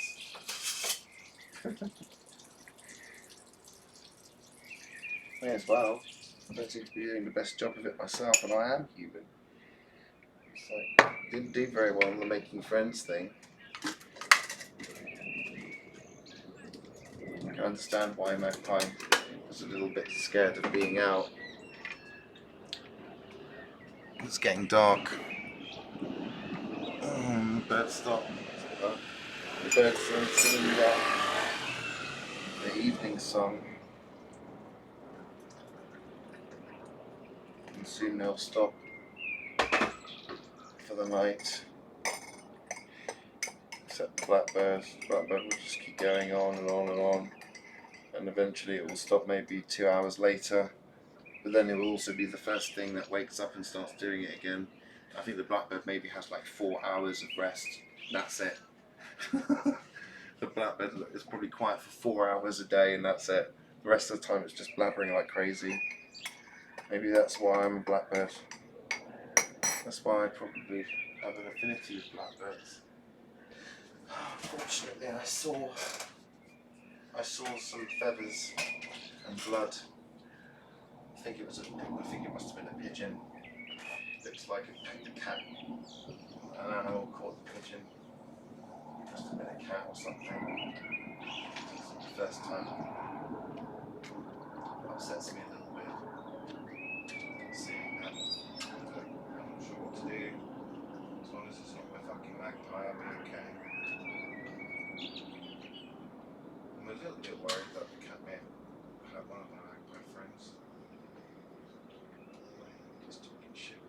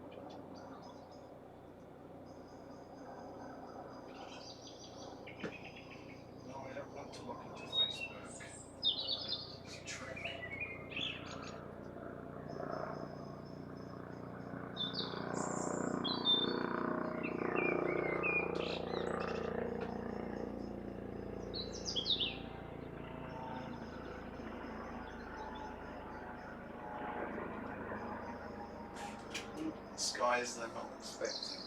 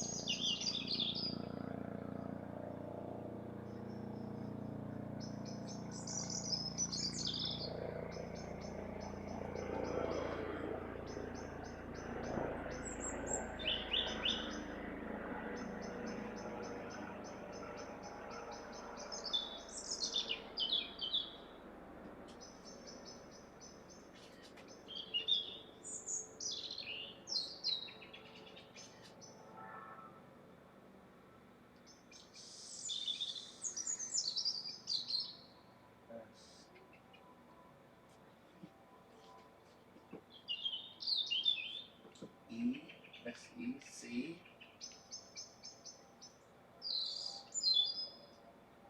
C's, commas,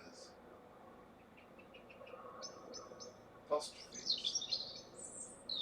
commas, comes, commas, communications,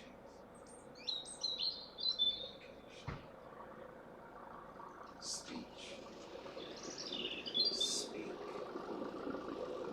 say,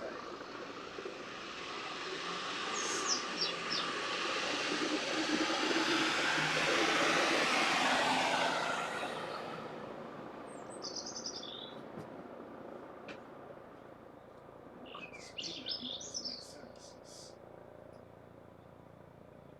Which is that what you mean? Do you want to mean that?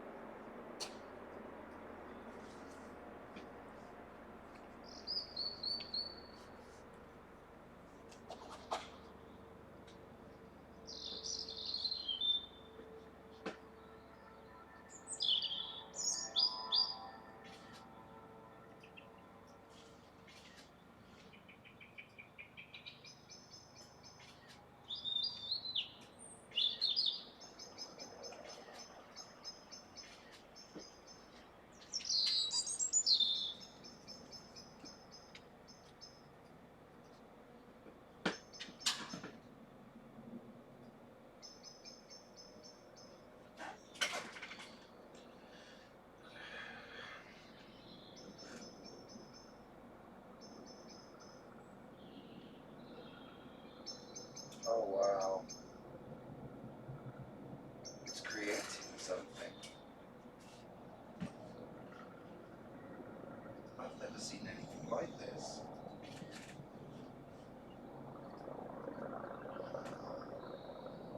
What is it? What is that? Oh my god. That was insane. I just saw this thing moving around. Oh my god, oh my god,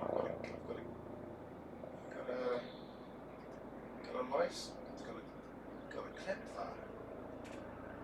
So, 2052. I was in space for the last minute, 2052.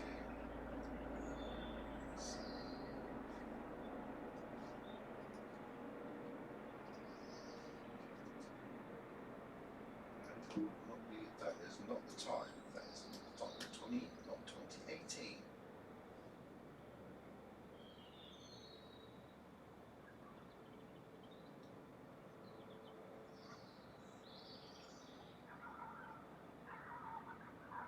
What do you mean it's no experience? video output? How? How is that possible?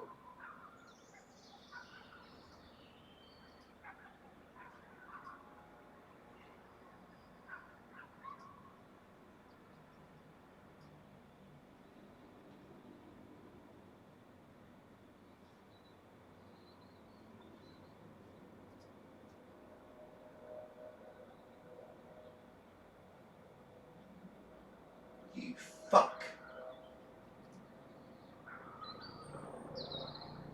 Stream health. My output is low. Why is my output low?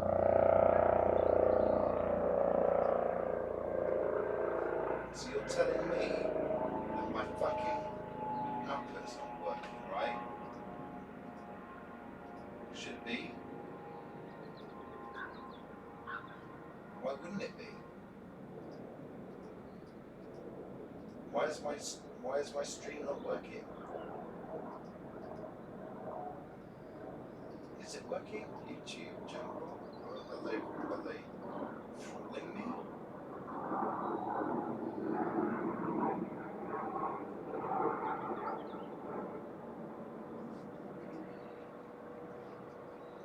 It's not fair. They shouldn't be doing this to me. Why is it low?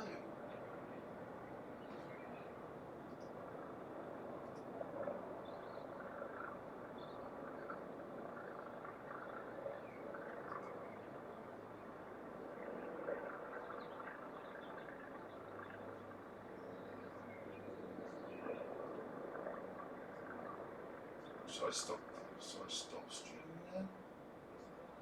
What's going on? I'll ask you, my friends. Do something for me. Can I ask you? Can you please do something for me?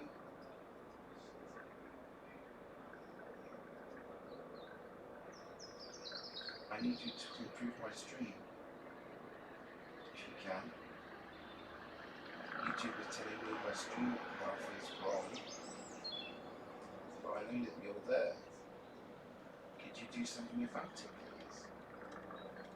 If you're influencing or affecting us, then please stop doing that and just...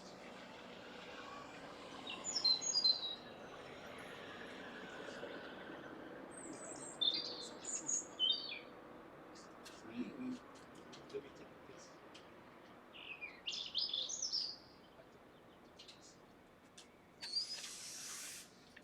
Oh, Fossil University has issued 2 videos. Maybe that'll wake you up.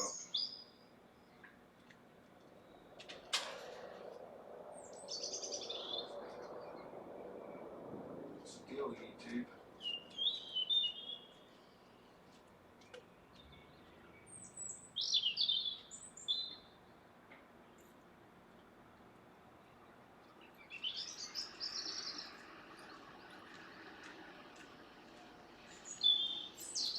Saying, why would it be doing that? Why would it be having issues? It seems I mean, according to my OBS, it's fine.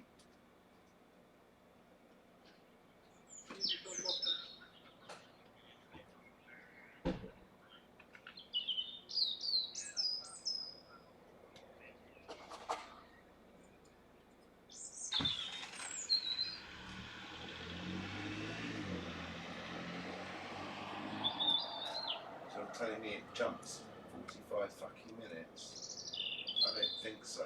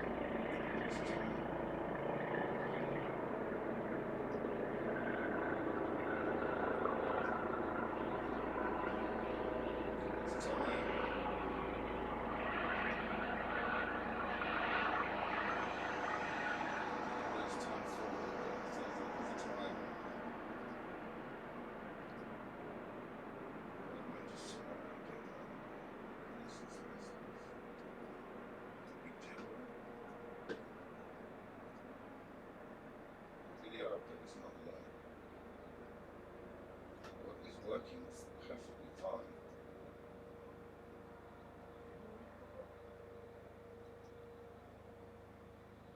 So there would be no reason. Well, it's a few seconds out. So there should be no reason. I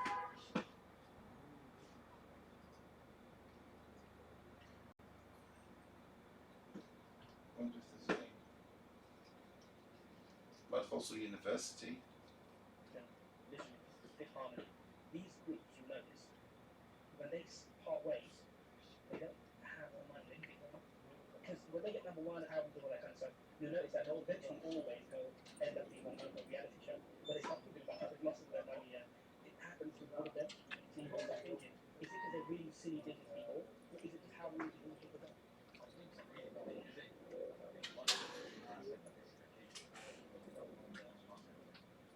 Yeah. Now, what's something really interesting is this. When he died, he's supposed to say died of like a drug, like a medication.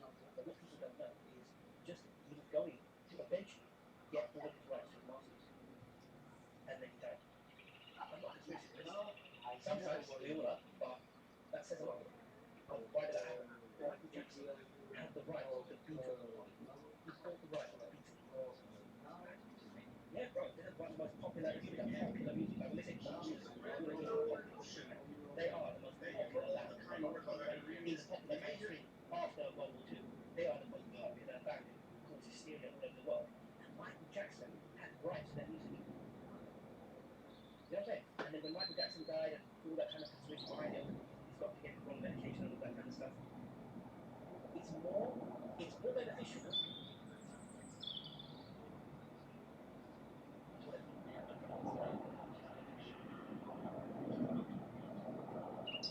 Oh, I'll just show that out to Maria.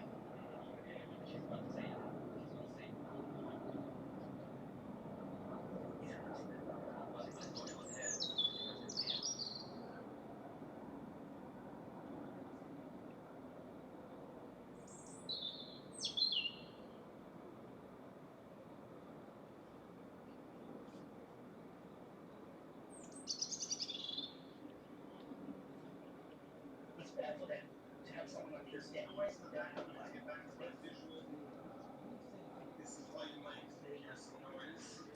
Why am I subscribed to this person? He was cute and he did one video about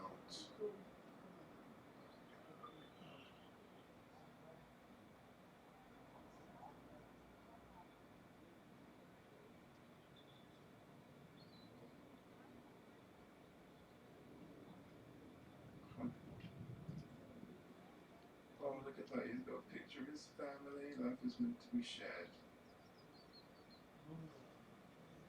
Oh goodness, the cute ones are always fucking straight, aren't they?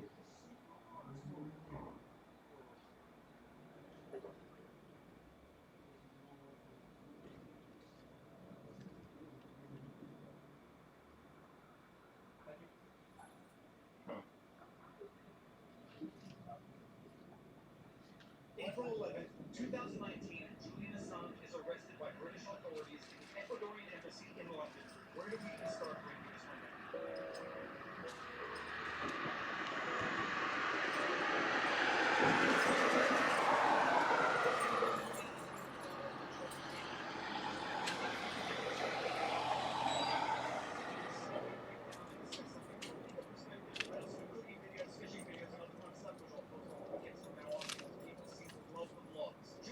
This person has a happy, full life. He has a family. He does a YouTube vlog. He is educated in law. What has he achieved in all the years he has been? And look at what I have achieved. I don't have a fucking family. Well, I'm not supposed to focus on things that I don't have. I should be focusing on things that I do have. Like a swollen ankle. I have a swollen ankle at the moment and it really hurts. But that's going away soon. See, I can probably do radio as well if I wanted to. I don't really want to. It's not something. It's like, ultimately, if you want me to kind of go on, I can, but like, don't expect me to be mindful of the audience, because once I go on a spiel, I go on a spiel. I don't want to be disrupted. If I get interrupted, that's it, it goes. And that's one of the most annoying things in the world. He's listening to me anyway. Not even me. Hello? Are you there? You dead? Are you alive? Guess I'll have to search my bed. How do we start?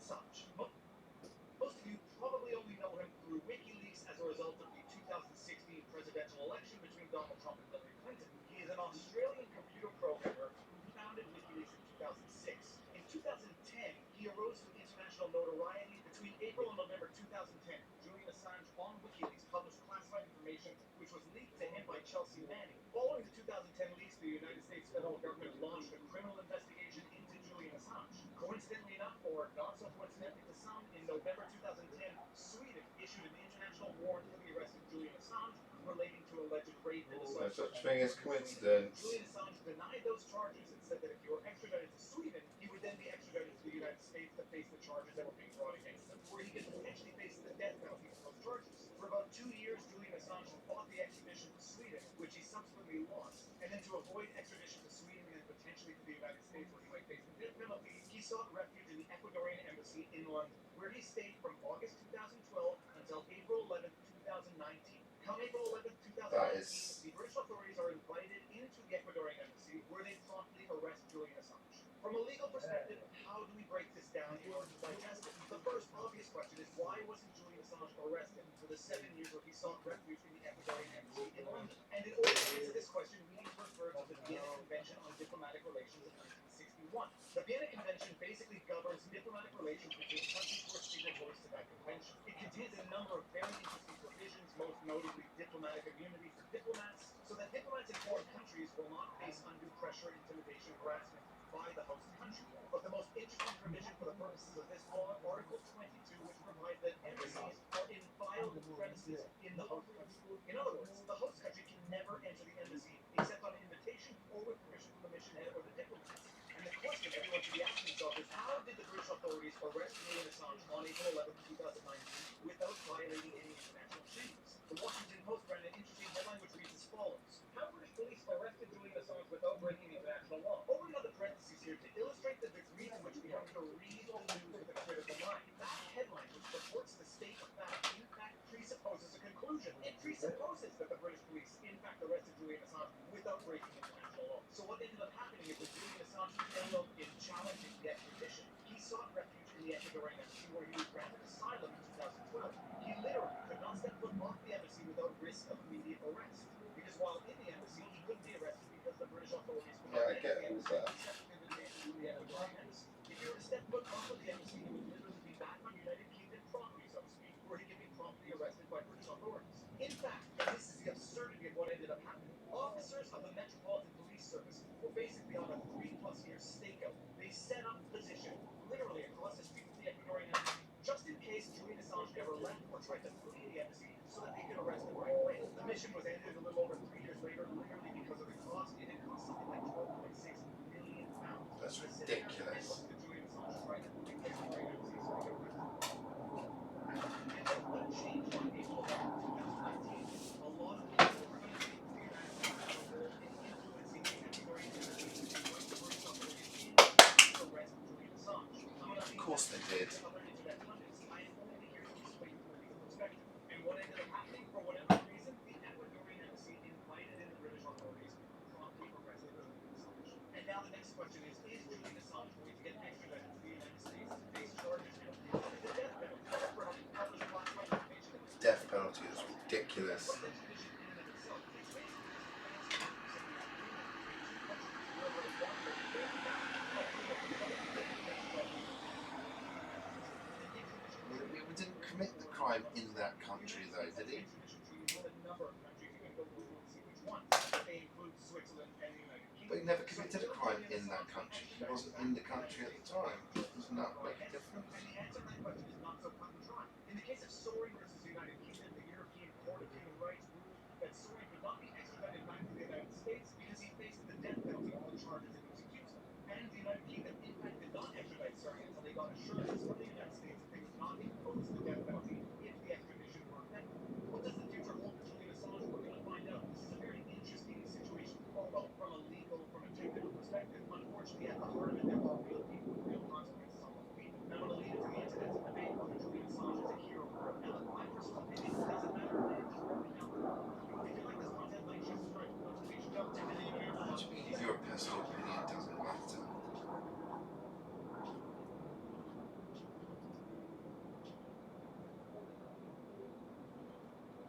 Well, let's have a look and see what else he's done.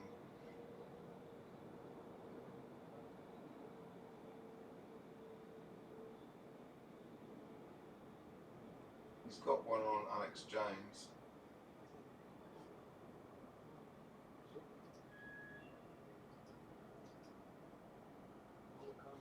So the Disintegral brothers, the two brothers who helped Jesse Smollett stage a fake, racist, and homophobic attack on himself, are now suing Jesse Smollett's attorneys personally for defamation. This story is the blog that just keeps on blogging.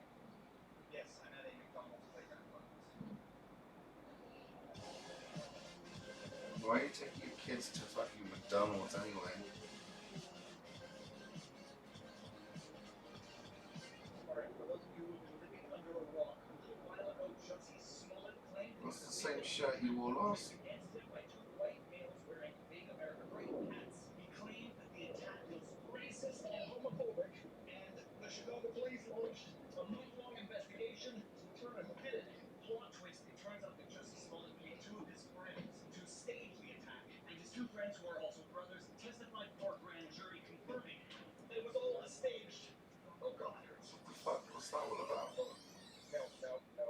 No, this isn't gonna work.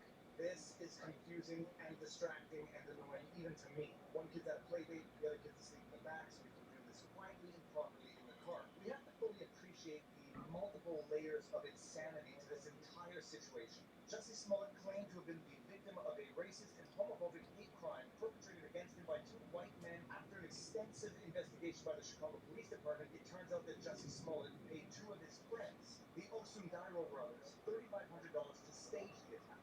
What? The Chicago Police Department came up with text messages, phone records. Smollett was hanging out with the Disintegral brothers the night of the event. The Disintegral brothers. Disintegros.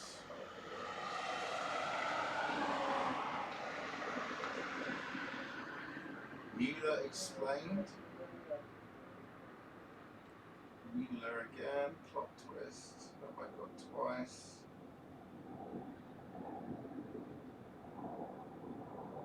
Death penalty. One.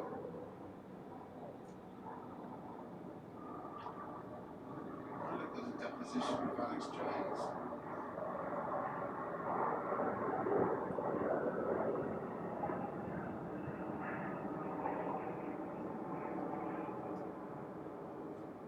He's got a flat earth thing going on.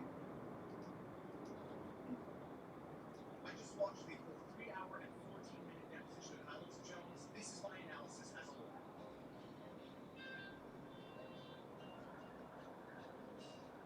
For those of you who don't know me, I am Viva Fry, a Montreal litigator turned YouTuber. I make law blogs among other types of videos on my channel where we discuss and analyze things in the news from a legal perspective. Last week someone asked me what I thought of the attorney's conduct in the deposition of Alex Jones. For those of you who don't know, Alex Jones is being sued by 6 parents for the San Diego shooting for defamation. In the months and Oh, years he's got a following life that from shooting, now, Alex so- Jones led to a number of absolutely outstanding theories. His theories, first and foremost, was that the parents were actually crisis actors. 6 of the parents are suing Alex Jones for defamation, alleging that as a result of the conspiracy theories that Alex Jones promoted, in addition to causing them anguish and pain that you can't possibly imagine, other people started harassing them, believing Alex Jones' conspiracy theories that they are actually crisis actors. Now, I am certified to practice law in Quebec, and the Quebec law on defamation is a little different than the U.S. law on defamation. I did a video on this previously, which I'll post a link to now. In the United States, in order to succeed on a claim of defamation, you have to prove that the statements that were made were false, that they were done maliciously, maliciously with the intent to harm or out of negligence, and that harm was in fact suffered. How can you prove that? In that the statements don't actually have to be false in order to constitute defamation. The statements can be in fact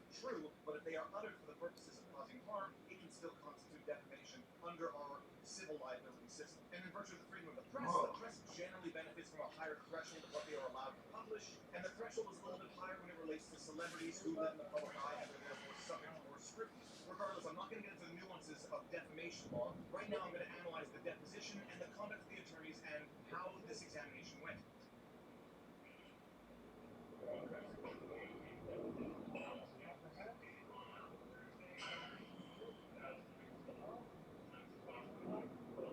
So the first thing is very interesting. Alex Jones looks visibly nervous, drinking water, making a confused face when we are mentioning the names. These are all gestures that would manifest in anybody being examined. Being examined is not a comfortable experience. Right or wrong, good or bad. Nobody likes being cross-examined by lawyers.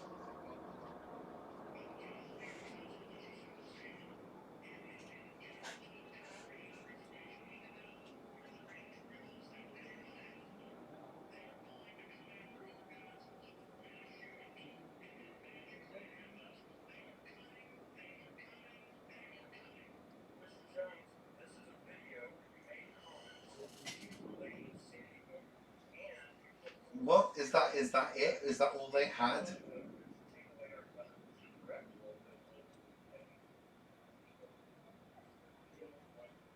Objection.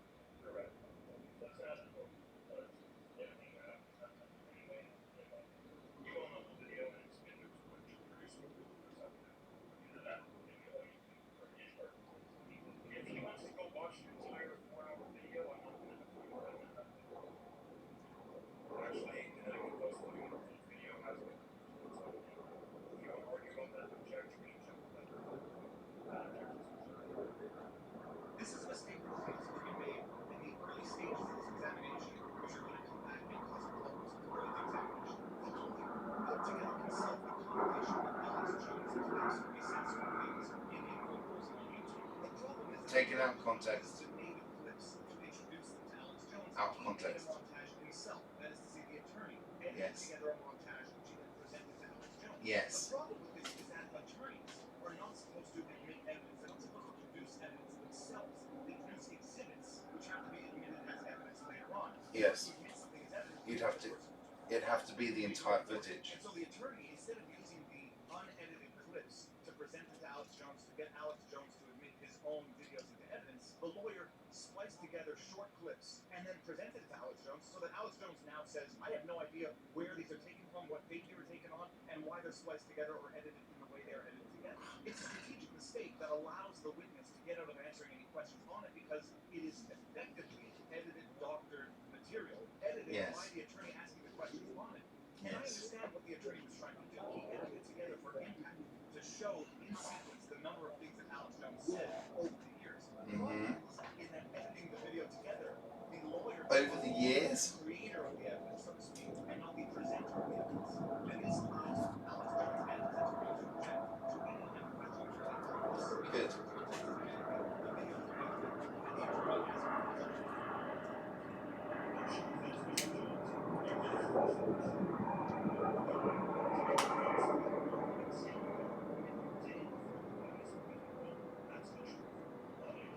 This type of question illustrates how not to ask a question in the examination. Yeah, that is a shit lawyer they've got.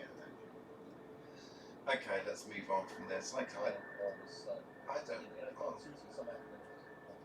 hang on, what's this? The on air is live, so let's go to the chat room and just make sure that people see this and say, hey, BRIO TV, Is he? Okay, so hold on, let's just see if anybody is. He's friends with Mark Oh, I see Sargent. it right here, okay. Oh, yeah, by the way, don't watch, make sure that video had my, okay, you off on the actual. All I have to do is see some of the chat rooms at the time of the secret race. All you have to do is pause. Yeah, then chat is paused. And if you pause, He's telling the interviewer how to do it.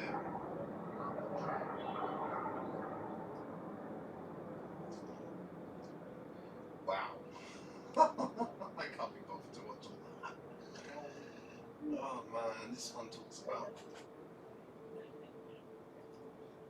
I don't know what to watch. I feel like I'm going a bit crazy.